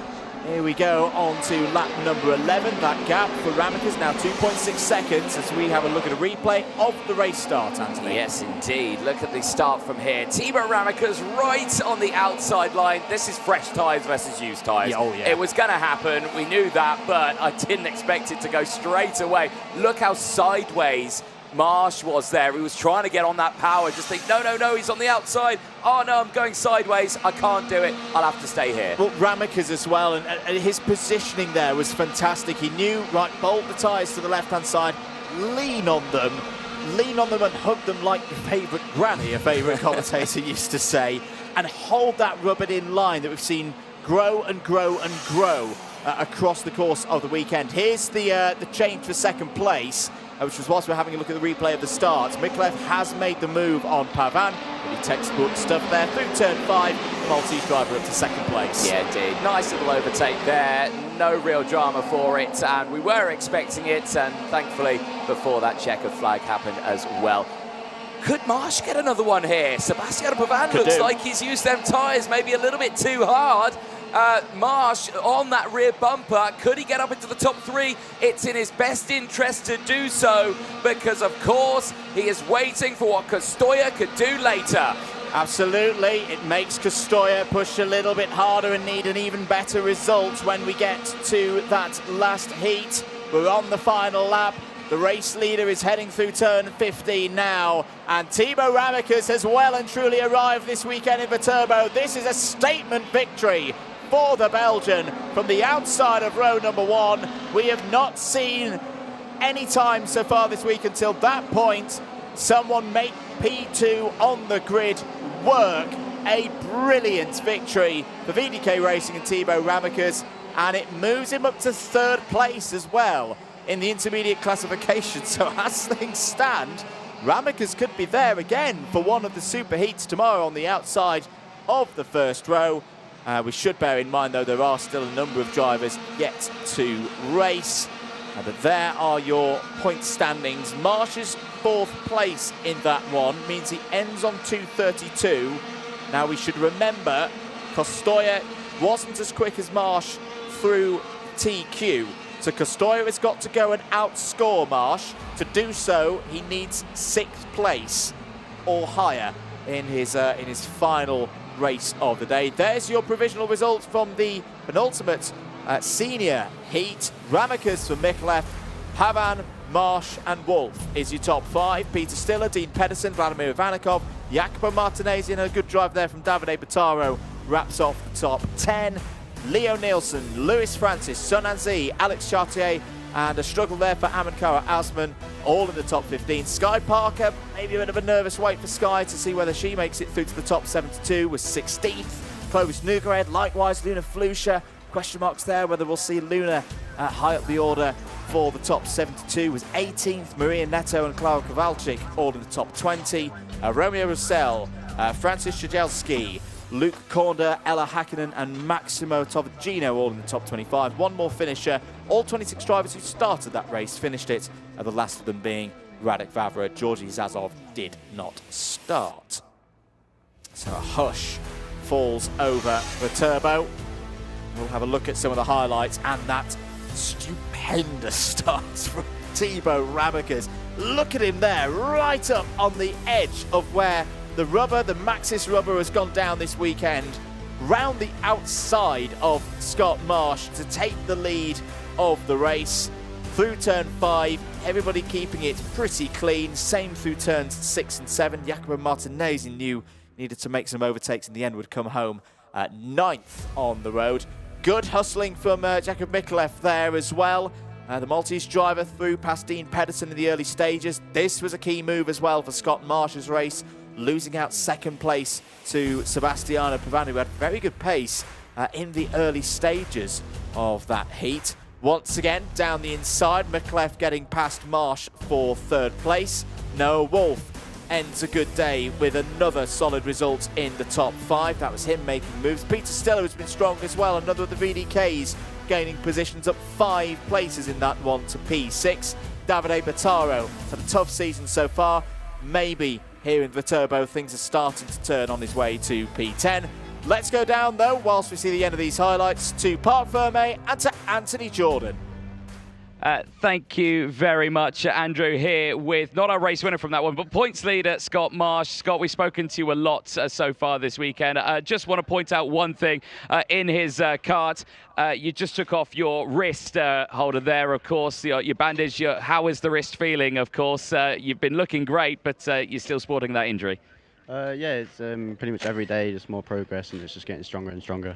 Yeah, it's a fantastic progress that you have made with that recovery, of course. Great to see you racing in this one. We were worried you weren't going to be here, but great to see you've done it. And tell us about, of course, all the way throughout today. We have spoken to you a few times, but it's all going your way. Your points leader at the moment. It's down to Costura, of course, in that last race, but the ball is back in his court. Do you feel like you've done enough?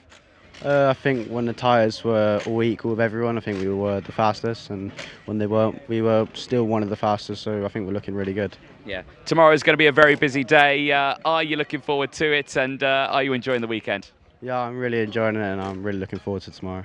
Excellent, perfect. Thank you so much, Scott Marsh there. If we do have time, I want to quickly chat to our man who did have a good run. I don't think we've got enough time, though. But Timo Rameka's down there. He's sorting out his card. Brilliant race for him. Third in the points. He's going to be one to watch. But let's head back up to the box, Andrew. 2 more races to go. 2 more races to go, indeed. First up, the last race for OK Junior. Groups B and C are the ones who have waited through this 5th and final round for their turn to head out onto circuit. And still up for grabs. Who's going to be on pole position for those super heats tomorrow? We'll take you through the grid in a short moment, tell you who's in what order for the 31 drivers out on circuit. First of them, Dan Alaman starts on pole position. William Kalesia alongside on the front row. Both have got new tyres for this one. Noah Baglan has as well. Alex Malota joins him on row 2. Bruno Blanco and Asher Oxteen are there on row number 3.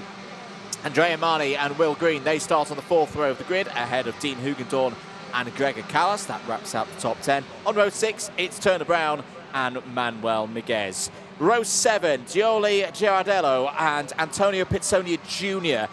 Start from the start of the midfield. Row 8, Marcel Shebo and Olivieri Cini. Row 9, Jiang Jose and Amir Sabarov. Row 10, Arata Endo and Antonia Cocchianella. Row 11, Victor Shalmak and Lillian Scarborough. Row 12, Drew Waltz and Angelina Simons-Torres. Xavier Dudkovsky played his tyres very early in the day, who has used ones for this one. He starts on row 13 alongside Emiliano Hernandez. Marcel Chapler and Victoria Farfus are next up on row 14 ahead of Mats van Rooyen and Yanis Kolovos. And it's Georgi Flomichev who completes the 31-strong field. Point scenario heading into this one. Ili Krisen in the clubhouse. 226 points on the tally for the Canadian. Henry Domain at the moment holds the other pole position in the superheats on 211. But Dan Alaman already 194 points on the board. So again, something solidly up in the top 6 would take him past Krisen. For William Kalesia as well, only 3 points back. If he could win this race, if he could do what we've just seen from Thibaut Ramekes, start from P2 and take the early lead in this race, it could swing in his favour. Remember, it's 50 points for an intermediate win in a heat. It's 44 for second place. It's going to be the decider. OK Junior, Groups B and C are racing here in Viterbo. It's an even start for the front row. Noah Bagnan may have an opportunity as well, starting on the inside of row 2. He does, straight up into second place, and Kalesia had problems there. Other drivers having problems as well. Will Green, I think, falling down the order, as out is Victoria Farfus at turn 1. That will likely be the end of the weekend for Victoria Farfus, a second DNF in a row if she's not able to get the kart rerunning. She's not alone down there. Oh dear, it's Yanis Kolovos, and for the second time this afternoon, there may be some discussions between the 115 and the 117. Yeah, that is a big shame for those two. But like you say, it's racing, it happens. But at this point of the weekend, it's something you really don't want. And it really puts a deflation on how you feel going into tomorrow. And for some of these drivers, they won't even make it to tomorrow. Across the line, Alaman leads from Baglin, Kalija from Malota, Osteen from Blanco, Hugendorn, Brown, Manny and Pitzonia are the top 10. Pitzonia, the biggest mover in that top 10 with a 4th place gain. Down the inside, Andrea Manny moves past her to Brown, runs a little wide there, does Pitzonia, kicks up the dirt, but is still in that top 10. Good solid starts for a number of drivers that you've just mentioned there. Adding to that list, Olivier Cini up 4 spaces to 12th place in the first lap of this one. There's Alex Malota at the front of this group in 4th place. Blanco and Osteen just behind. Dan Alleman, though, right now, this would be job done through this phase of the round. 244 points potentially on the scorecard here. Remember, the points do carry over to tomorrow as well into those super heats. Bigger points, 90 points, intermediate points available for the winner of a super heat. Dan Alleman, he'd love to have as big an advantage as possible before he heads into those races. Meanwhile, change for 4th place. Through goes Ashley Osteen. Another impressive move there from the American. Yeah, indeed. Let's see how this goes on as Alaman sets the fastest lap of the race, opening that gap up to half a second. Here's a look at that start again, and you can see Farfus on the outside line there, 3 wide. Oh, just clips the curb.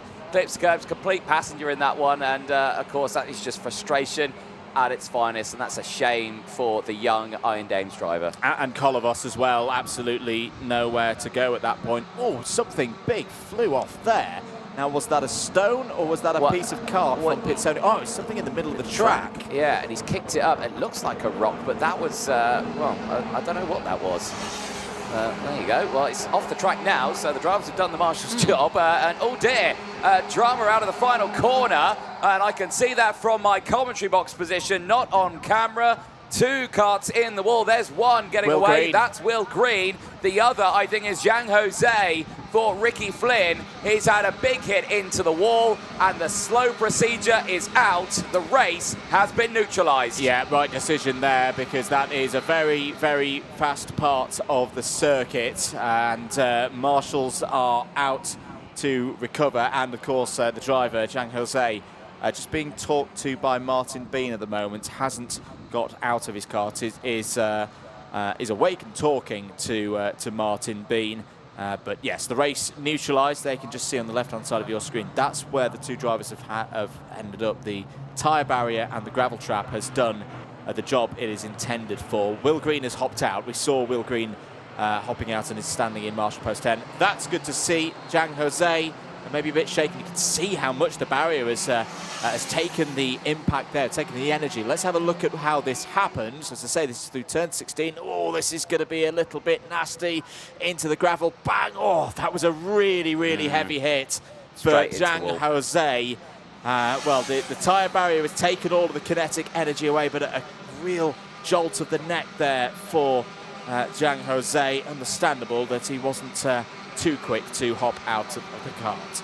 Indeed. Well, still under slow procedure, but can confirm both drivers are up and have walked away. The kart's still stranded. There are both the drivers. You can see some of the medical staff are just watching over them. But helmet off for the likes of Zhang Jose. And thankfully, it looks like they are both okay. So Waves yellow flag still out. Race neutralised for Dan Alleman. That puts the pressure on him here. 0.2 of a second between himself and Baglin. Of course, the race, when it gets restarted, we need to see who can get that ultimate jump. The good news as well for Alleman, though, is Baglin being there in 2nd place, because Baglin's not as big a threat as Kalija, of course, in the intermediate classification. So Baglin at the moment on 208 points. on the live scores. So as long as Aleman stays ahead of Kalija here, he will continue to hold not only the lead in that personal battle between the two of them, but ultimately P1 in the intermediate classification. The driver's okay, Dan. He just hurt his rib when he went to the seat. The doctor cleared him.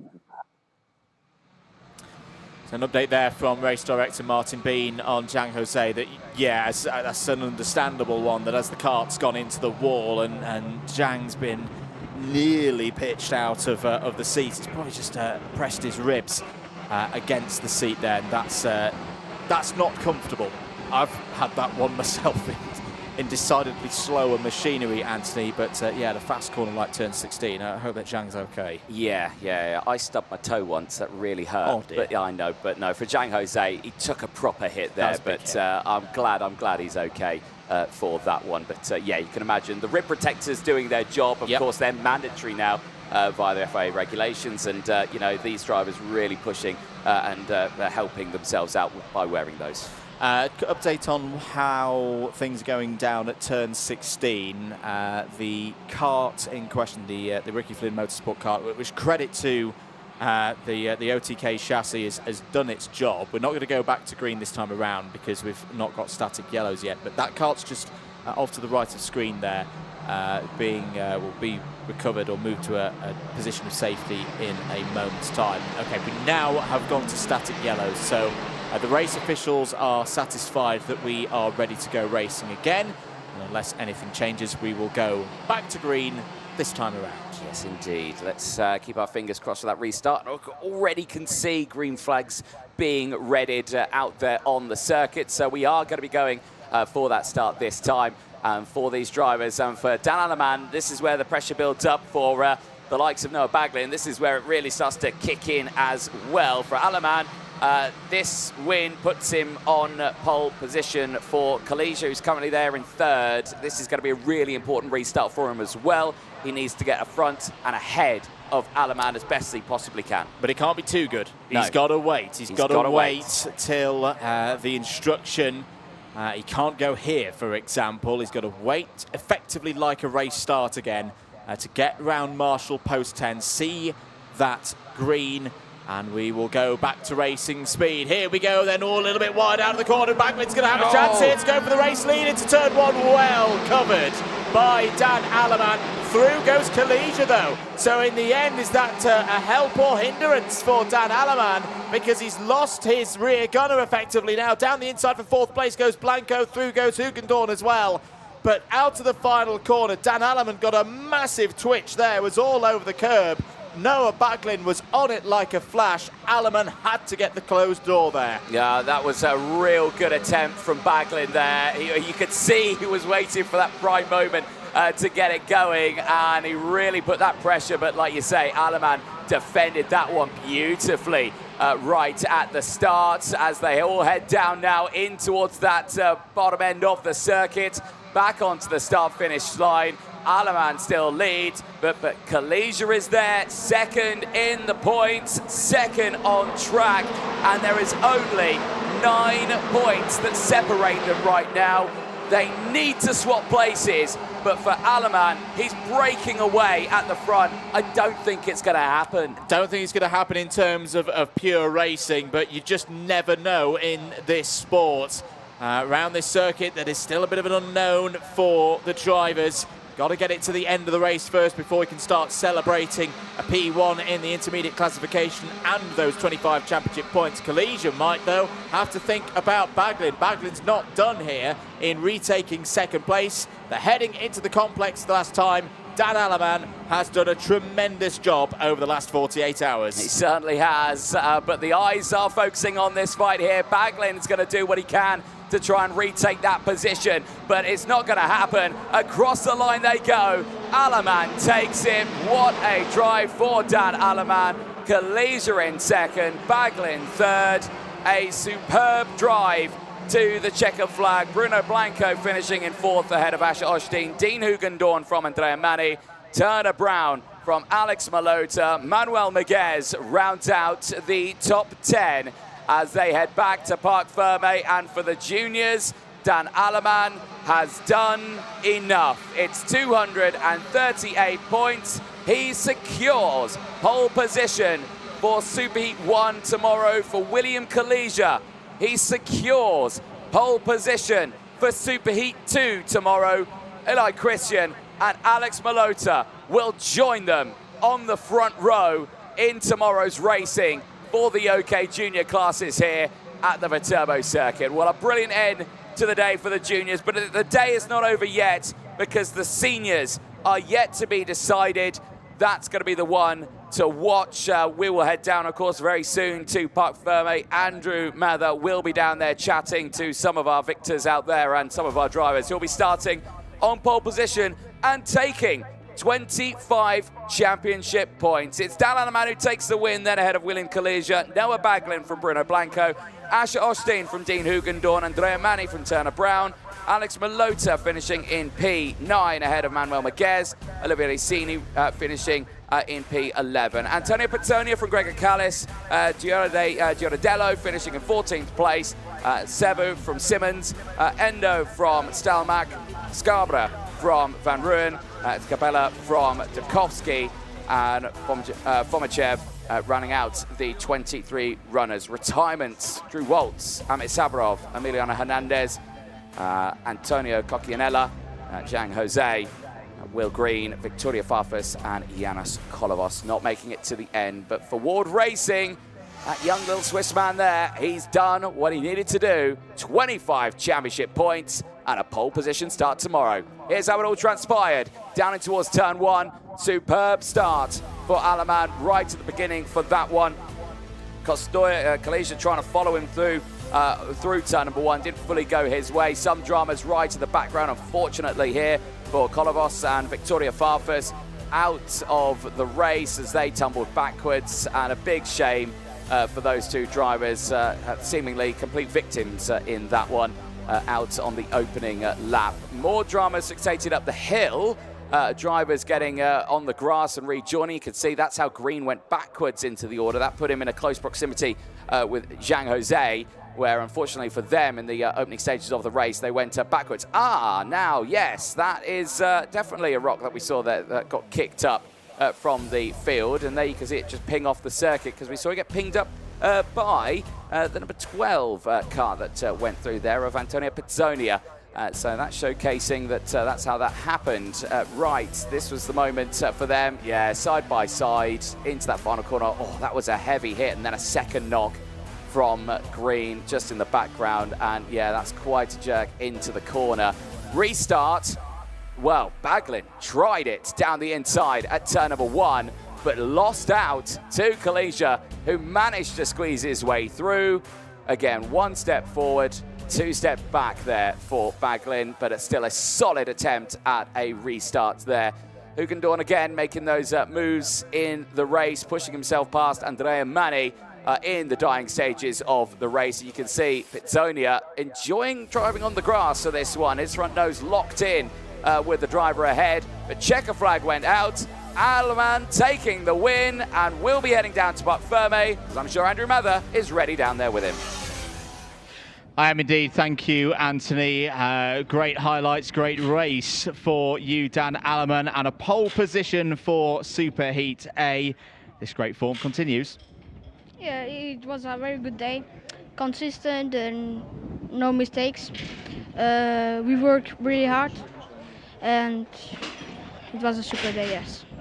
Talk me through that restart after the slow procedure. It looked, from my perspective, that you had a little oversteer just coming through turn 16 and Baglin tried to get through. How did that feel? At the moment, it was scary because of the rubber.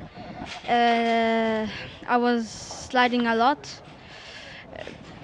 And yeah, then I tried to just push him a little bit on the dirty side, and it works. But another great example of the resilience that you've got in 2025. I think a Dan Aleman of 12 months ago maybe wouldn't have won that race. How proud are you of the progress that you've made with Ward Racing and the whole team? Very much a lot. We make very good progress with engine. Now we can battle with some Yarme, and yes.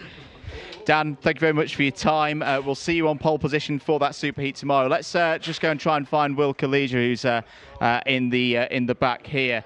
Who else we're in technical? He's on the spanners at the moment, helping out one of his mechanics, but he's just going to come forward and have a little chat with us because we have our pole sitter for Superheat B tomorrow. William, really good job. A tough last race of the day, starting from the outside of row 1. Talk me through it.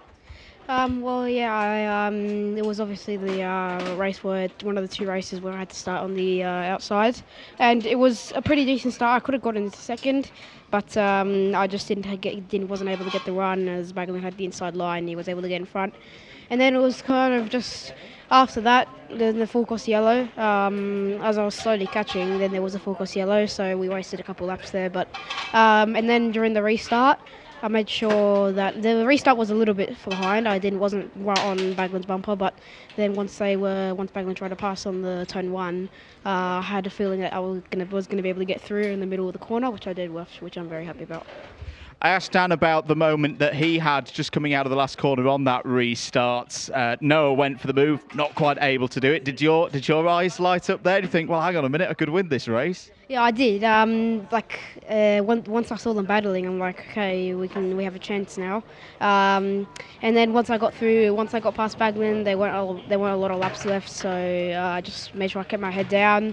But yeah, overall, pretty happy with the result.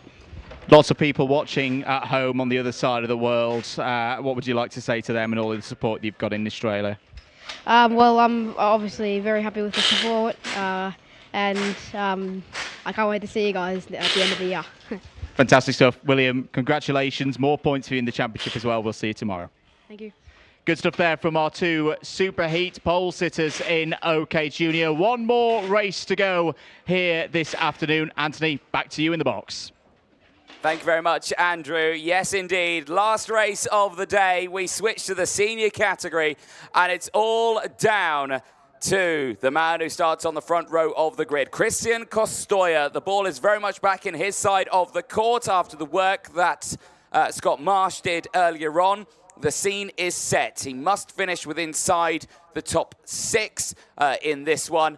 But let's see what happens for him, because he's on the front row of the grid. He is not on pole position. That is Nicolo Kaman, who is on that pole position spot. So we look forward to seeing what he can do. And then the talk is about tyres, because, of course, Kostoya deployed his earlier on when he had to do that fight with Scott Marsh. They deployed them very early on. Now, well, he's got the work to do here, because Kostoya is surrounded by fresh tyres. He has got Nicolo Kaman, who's got a brand new set on the left-hand side. Kenzo Craigie has got a brand new set on the left-hand side. Thomas Pradier right behind him has a brand new set of tyres on the left-hand side. Kinmark and Sharp also brand new tyres on the left-hand side.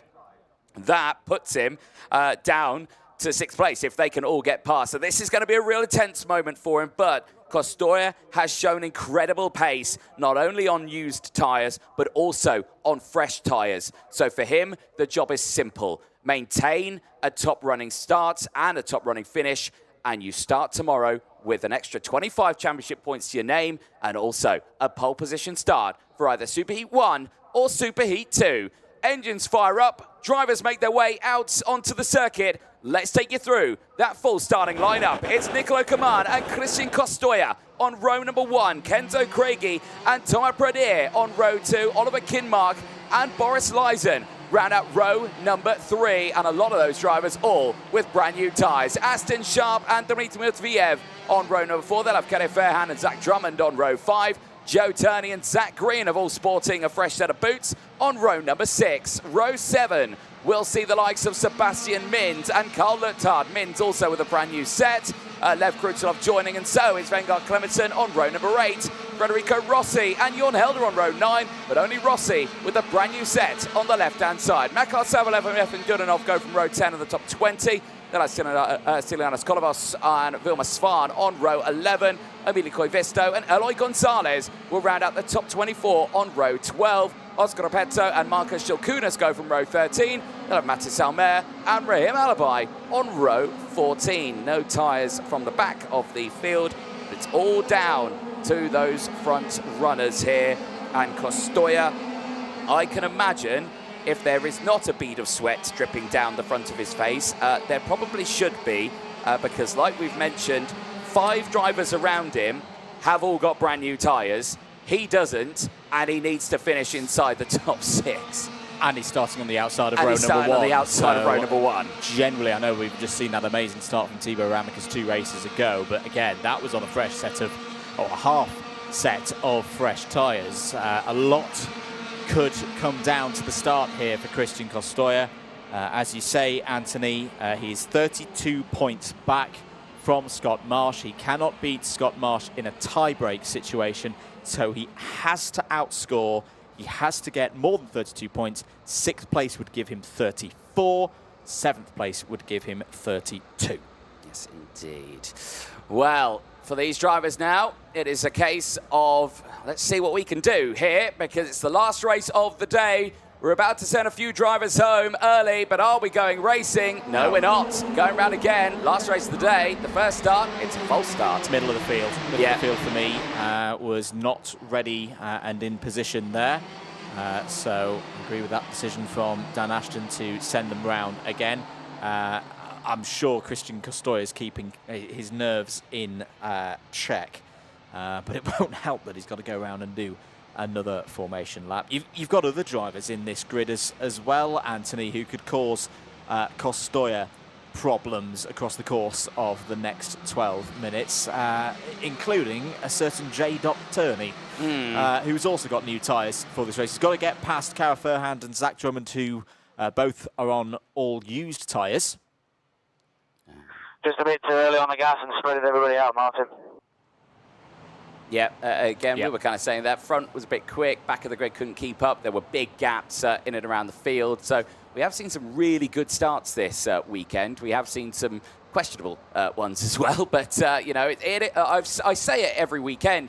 It is difficult to get these karts started on these sort of races. You're so close to each other. You've got to keep the pace up. You've got to keep the engine going. You've got to keep everything in line. You can see again that the gaps are there. The front is good. Let's see what happens. Are we racing? Yes, we are for the last time today. Down in towards turn number 1. Kostoya will try and go the long way around the outside. It's high risk, but it's going to be a low reward for some of them, because I think he went off the circuit a little bit, did Kostoya. Where is he? Is he there in 3rd place? Down around 7th. No, it's gone terribly wrong for Kostoya. He tried to keep it going. More drama in the background, though. Joe Turney had drama, but that is Carl Luthard at turn number 1. Thankfully, he's okay. He's going to try and get it restarted, but quite literally, that's an uphill battle. You've got to give it to Kostoya. He gave it a really good go around the outside, but unlike Thibaut Ramicus, he got out of the line as Kenzo Craigie takes the lead. Kenzo Craigie takes the lead away from Nicolas Coman for the 3rd time here this weekend, as down the inside as well is Thomas Pradier,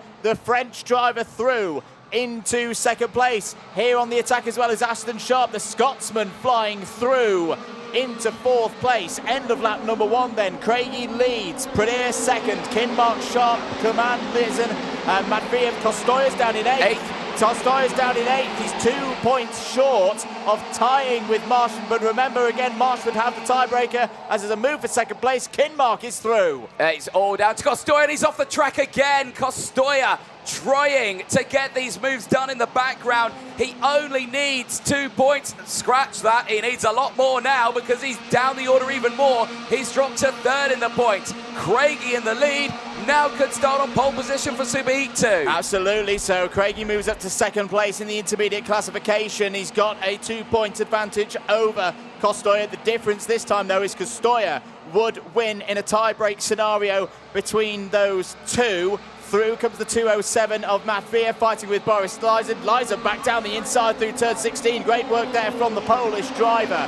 End of a pulsating first 2 laps of this final heat of the day. Let's have a look once again at the start. This is how it went wrong for Kostoya, fully off the road. And then look at all of those positions that the previous intermediate leader loses. Yeah, that is a big shame for him. And then look at him again, right on the outside once more. The 2nd time, crutting across the grass.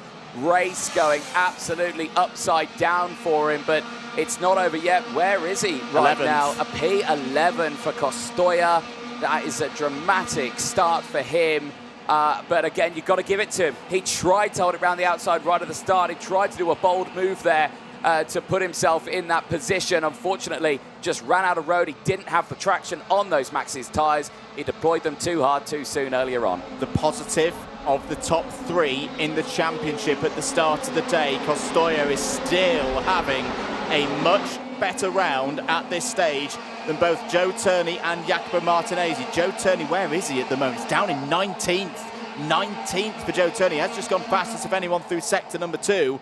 We'll focus on that later because there's a really entertaining battle going on here. Oh, as out is one of the Fusions. It's the 205 of Zach Drummond. Zach Drummond is out of this race. We'll see him again tomorrow in the Superheats, but that is not good news for one Scotsman. Meanwhile, his compatriot, as the slowboard comes out to neutralise this race. Because Joe Turney has tumbled down as well. Joe Turney's gone down to 27th place. I think they had a moment together because they are both off at, I think, the same part of the lap. Slowboards are out, but what has happened? Because I think it's at turn number 1, but I think it is Turney who's in the wall there at T1, and I do hope he's okay. Last year's champion, wheel to wheel with Drummond at T1, and like we say, slowboards are out, race is neutralised, and that is a big moment there for the 2 Britons who are both vying for a really strong start in this. Yes, so the race is neutralised well, after lap number 4.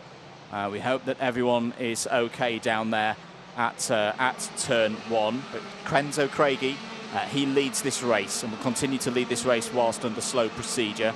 2nd place for Thomas Pradir, 3rd for Aston Sharp, 4th for Oliver Kinmark, 5th for Nicolo Kuman. That leaves things in the intermediate classification looking like this. Scott Marsh is on for pole position in Superheat A. Kenzo Craigie is now looking at pole position in Superheat B. Because Stoya and Kuman on the outside of row 1 for those respective Superheats. Thomas Pradir could be on the inside of row number 2 here. For the first of the Superheats. Thibaut Ramekers would also hold the inside of a row 2 spot for Superheat B, and then Sebastiano Pavan and Danny Kelleher would be the other drivers in the top 2 rows of the grid for those Superheats. As things stand, but the slowboards are out to give the safety crews and the track workers and marshals and the race officials the time they need to deal with the situation down at turn 1. If you're just joining us, we're under slow procedure after an incident involving Joe Turney and Zach Drummond. We have gone red flag now as well. So red flag has come out from that incident at turn number 1. Now we are lap number 6 of this race. So we are exactly half race distance of this, which means it will not be a complete restart. It will also not be a complete, that's the race over. It will be come to a halt. They will keep them in the order that they are in, and then hopefully when the track is cleared, they will sort things out. Of course, for Joe Turney, this is a horrible moment for him. Hopefully he is okay at turn number 1. I can see the kart has had a significant contact with the wall. Obviously an incident there with himself and Zach Drummond. So racing coming to a stop then for the last race of the day. And that will bring a little pause now for the drivers. For some of them, this is a little bit of a moment where they can really capitalise on what's happened. For Costoya, this is a pause now for him. He needs to contemplate what he wants to do going forward on this restart. Yeah, it's going to be tricky for Costoya because on the one hand, you know, the field is closed back up. There could be some opportunities to overtake should we get restarted. But at the same time, 12th, 13th, 14th, 15th place, everybody else has closed in to Costoya. So I think it's a bit of a 50-50 situation for Costoya at the moment to try and get that lead back in the intermediate classification. The drivers just congregating, of course. They will await instructions from the race officials, both the international race officials and the national race officials here at the circuit. There is the scene down at turn 1. There you can see the 201 of Joe Turney. You can see Darren Smith, one of the technical team here, has got Joe Turney's helmet in hand. So that is a positive sign. That means they've been able to get Joe's race lid off. Darren just going, Darren Clark just going round the cart at the moment, taking pictures for anything that needs to be looked at post the cart being removed from the circuit. As soon as we have further news, both regarding Joe Turney's condition and also the status of this race, we will let you know, but we remain under red flags here. Dan Ashton has just concluded his little briefing with the drivers as to how this race is going to restart. He's having an extra little chat there with Kenzo Craigie. The drivers heading back to their carts, Anthony. Yeah, indeed. So, of course, this sort of situation where it's not on the opening laps of a race, usually you'd get that 15-minute window, it's a full race restart, all of this, it ends up being quite a lengthy delay. Because the safety crews here have done such a fantastic job at their aiding Joe Turney and sorting the track out, the race could actually probably get going relatively soon here, which means we are good to go once more. And just hearing on the radios that I think there's communication with the track officials down there and with timekeeping right now. They're just organising when they want to get that start re-going. But as you can see, the drivers are back at their carts, meaning that we are going to be going anytime soon. Of course, what has to happen, of course, all the mechanics need to come out because these carts cannot be started. Well, they can be started by a driver by themselves, but it's very difficult to do.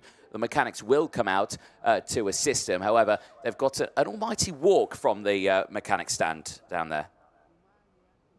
The other bits that will be organised at this stage as well, the checks, I believe I'm right in saying that any front fairings that are out of position at this stage, the 5 seconds related to that will be put in place now. And obviously that will be done off the timing and scoring from earlier.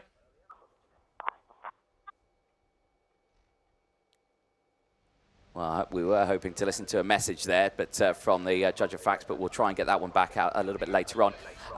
Like you say, for these drivers, tense moment for them. Mechanics, I believe, are making their way down to the carts now to help get them restarted.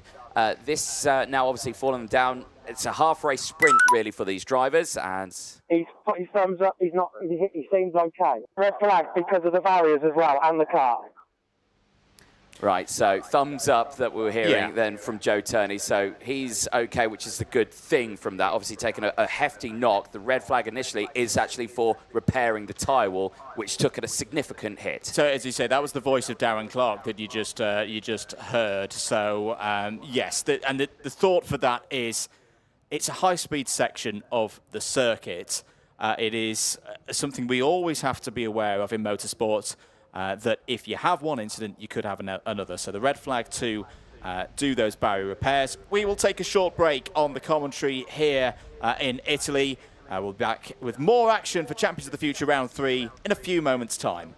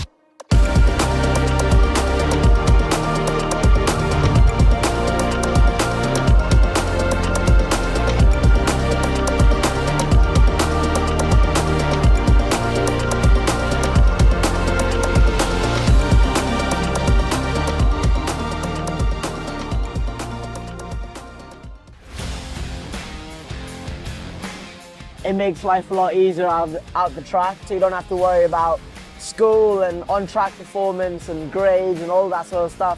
the school understands exactly what I'm doing. They understand, how important it is for me, and the schedule that they, cater for me is really well balanced, and I really enjoy it. It's a very fine balance between his sporting career and also his studies. He doesn't have to compromise on either. I'm very happy that Minerva has supported us through this journey. The communication is great, and yeah, I'm enjoying it. I think MVA would help a lot of other races. A lot of people come into the track and asking about it. What do you do for homeschool? Like, how does it work? And I always say, Minerva, you need to contact them and get going with them, because it's made my life so much easier.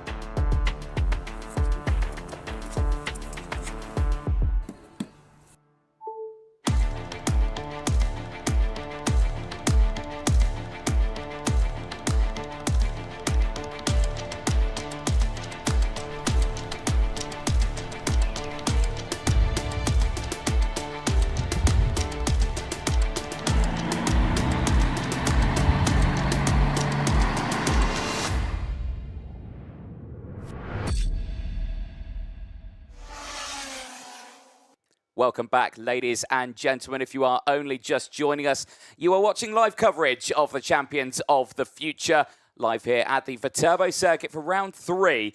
We are just under a red flag incident from a moment between Zach Drummond and Joe Turney at turn number 1. Can report, I believe both drivers are okay. We had reports of a thumbs up from Joe Turney, who took a significant impact in towards turn number 1.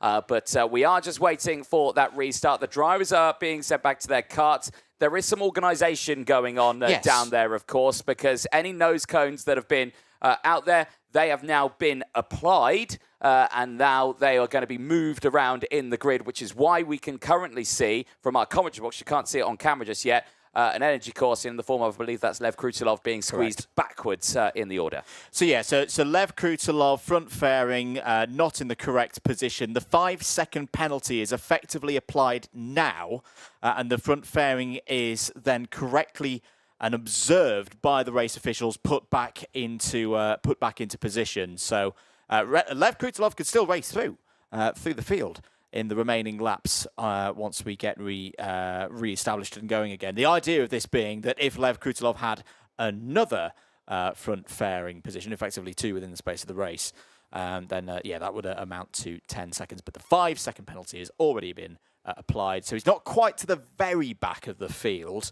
As I say, Lev Krutilov was P19. Well, yeah, so I think it's been applied there. So he's got a couple of karts behind him. Once we get things restarted. And of course, the official race lap count has gone back to the end of lap 5 due to, of course, the formation of the grid coming round. Initially, 6 out of 12 we saw on our screen here. That, of course, counts back.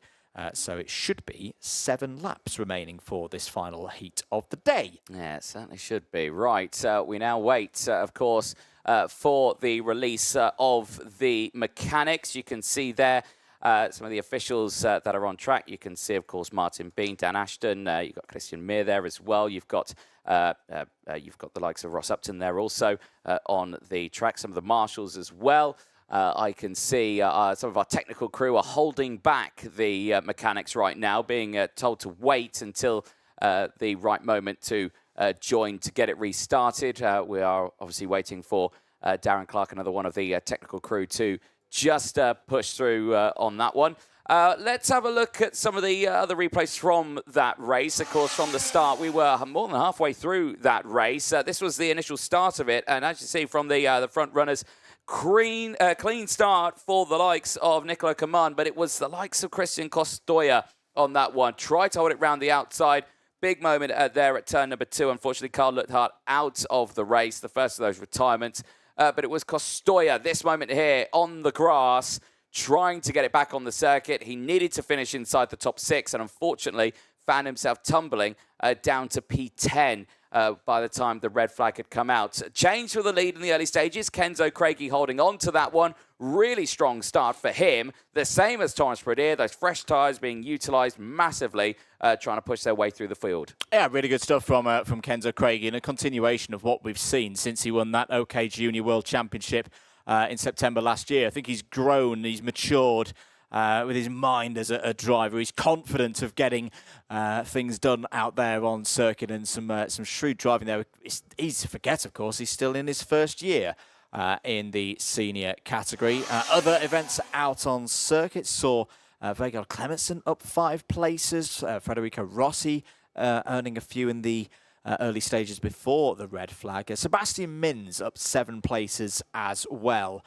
Still, I think with the potential aim of potentially making the final once we get to the top 36 cut-off if Mins can continue scoring well. Yeah, indeed. And that's going to be the one that we will keep an eye on, as well as many other of those fights out there.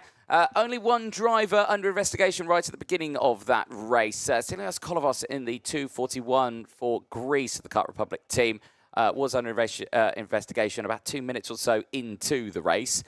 So keep a close eye on that one, as you can still see everyone patiently waiting in the grandstands there for this race to resume, which it's not far away from doing so. The mechanics are now on their way to the karts. I can see them now walking onto the circuit. So we are moments away from getting this one restarted. And like you say, for this one, it's going to be a bit of a sprint race here for Christian Costoya. It's going to be a bit of a sprint race for Christian Costoya, as I say, in this really 50-50 scenario of, yes, an opportunity to move further up the order. If you're just joining us, the situation in the intermediate classification is this. Costoya to be top of the table after this race, he needs to outscore Scott Marsh's clubhouse lead of 232. To do so, he needs to finish 6th or higher. At the moment, he is in P10. He started from the front row of the grid. But again, he's one of the only drivers who started in the top half who didn't use a new set of tyres. He still has that fresh set of new tyres.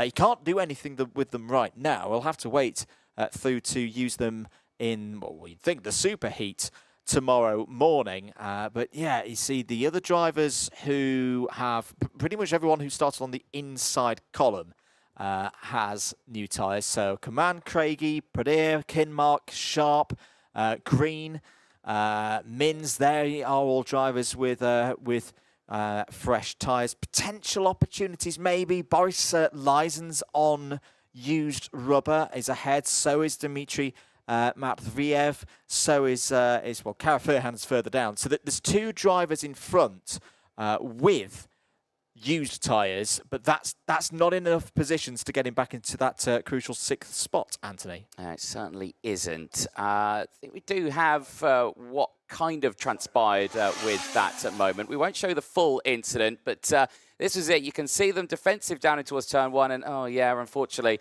Joe going straight over the top there of Zach Drummond. And, of course, Zach going defensive there for the line.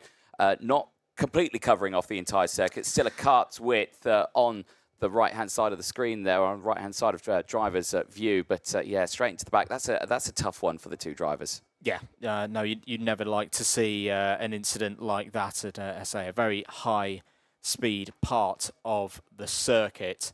But yes, we are getting ready. The drivers back in their machines. Martin Bean, I think, has just given the instruction through to timekeeping that we're looking pretty good. Yeah, we are. And so the push start will begin. The race effectively restarts now under slow procedure. So everyone needs to stay in this order through this lap. We'll watch out for those static yellows to indicate that we are set to go back to green at the next opportunity. Yeah, we certainly are. Right, hopefully all these karts get started up. One thing I have learned over the years commentating on these sort of OK and OKJ karts is once they've done a full race sort of go, they've had up to full race pace. Once you stop them, they don't like to be restarted straight away. Indeed. But thankfully, they have all started straight away. Good work from the mechanics, who now all briskly take a nice evening run off the circuit. Now we get it back into race mode.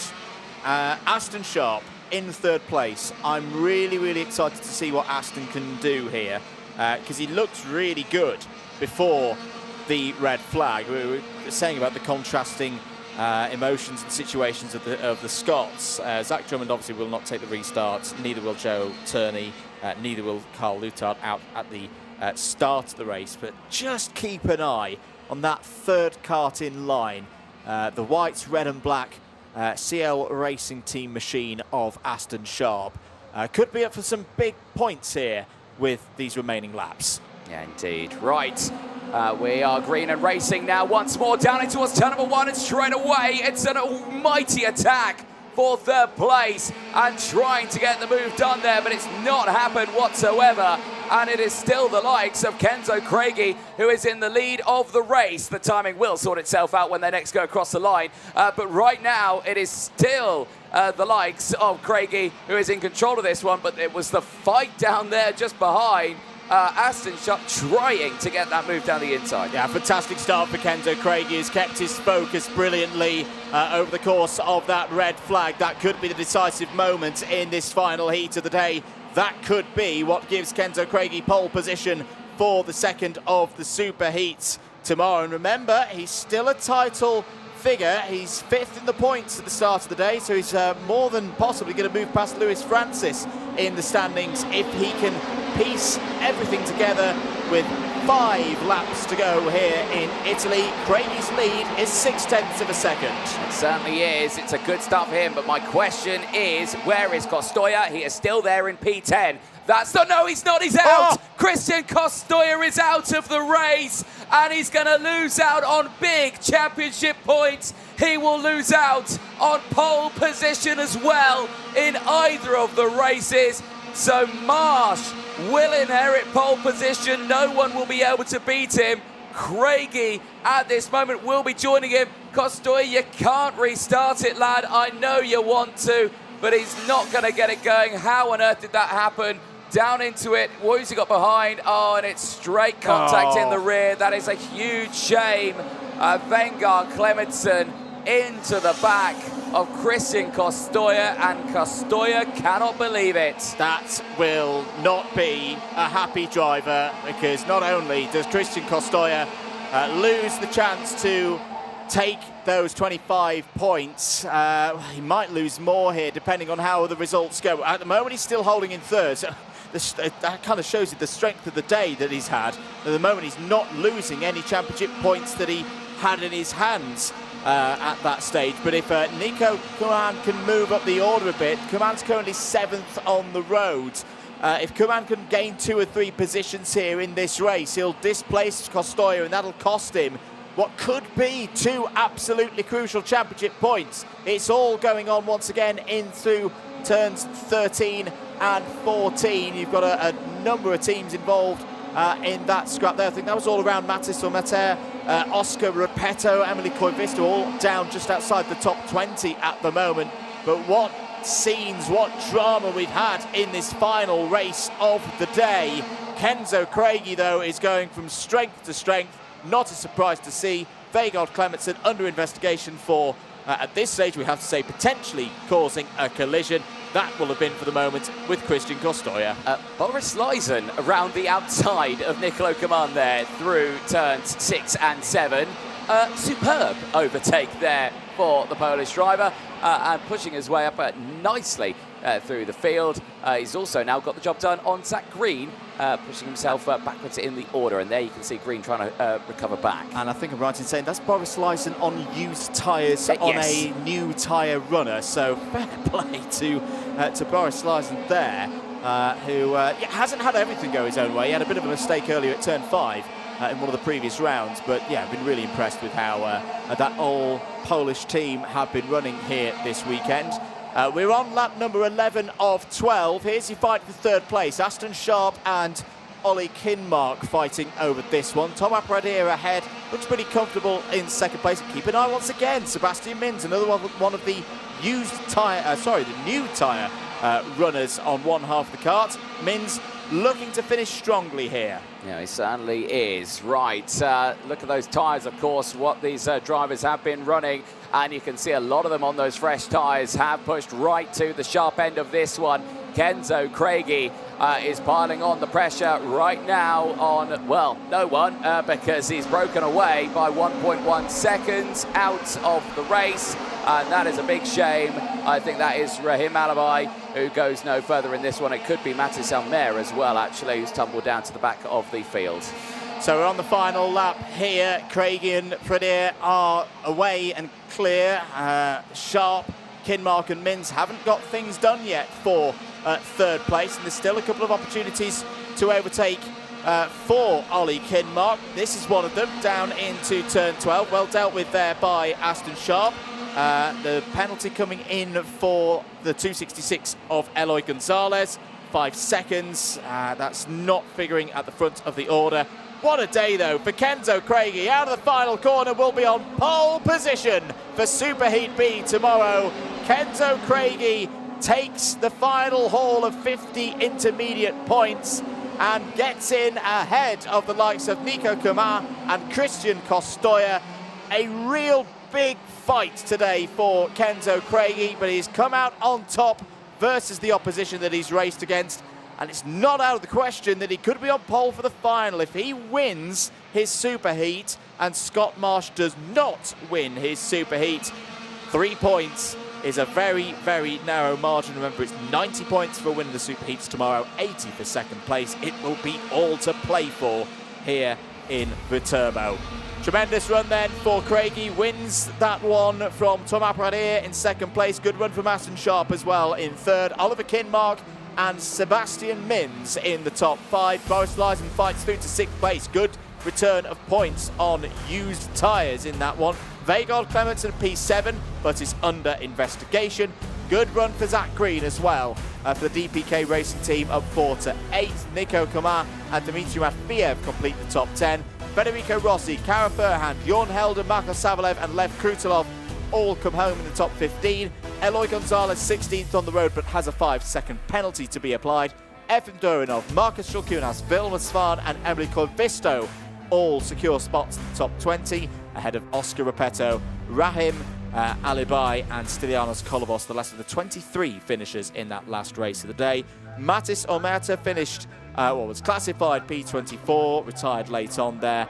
Christian Kostoya, one of the big stories in this race, will not be on pole position for a superheat tomorrow. He led going into this 5th and final round, but a retirement will get points for 25th, will at least start on the outside of row 1, take on Marsh again in Superheat A.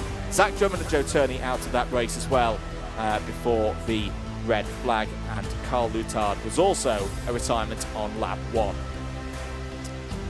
Well, there is the scene down in Parc Ferme. Kenzo Craigie will gather his thoughts and speak to Anthony Jordan in a few moments' time. Let's have a look at some of the highlights from that final heat of the day.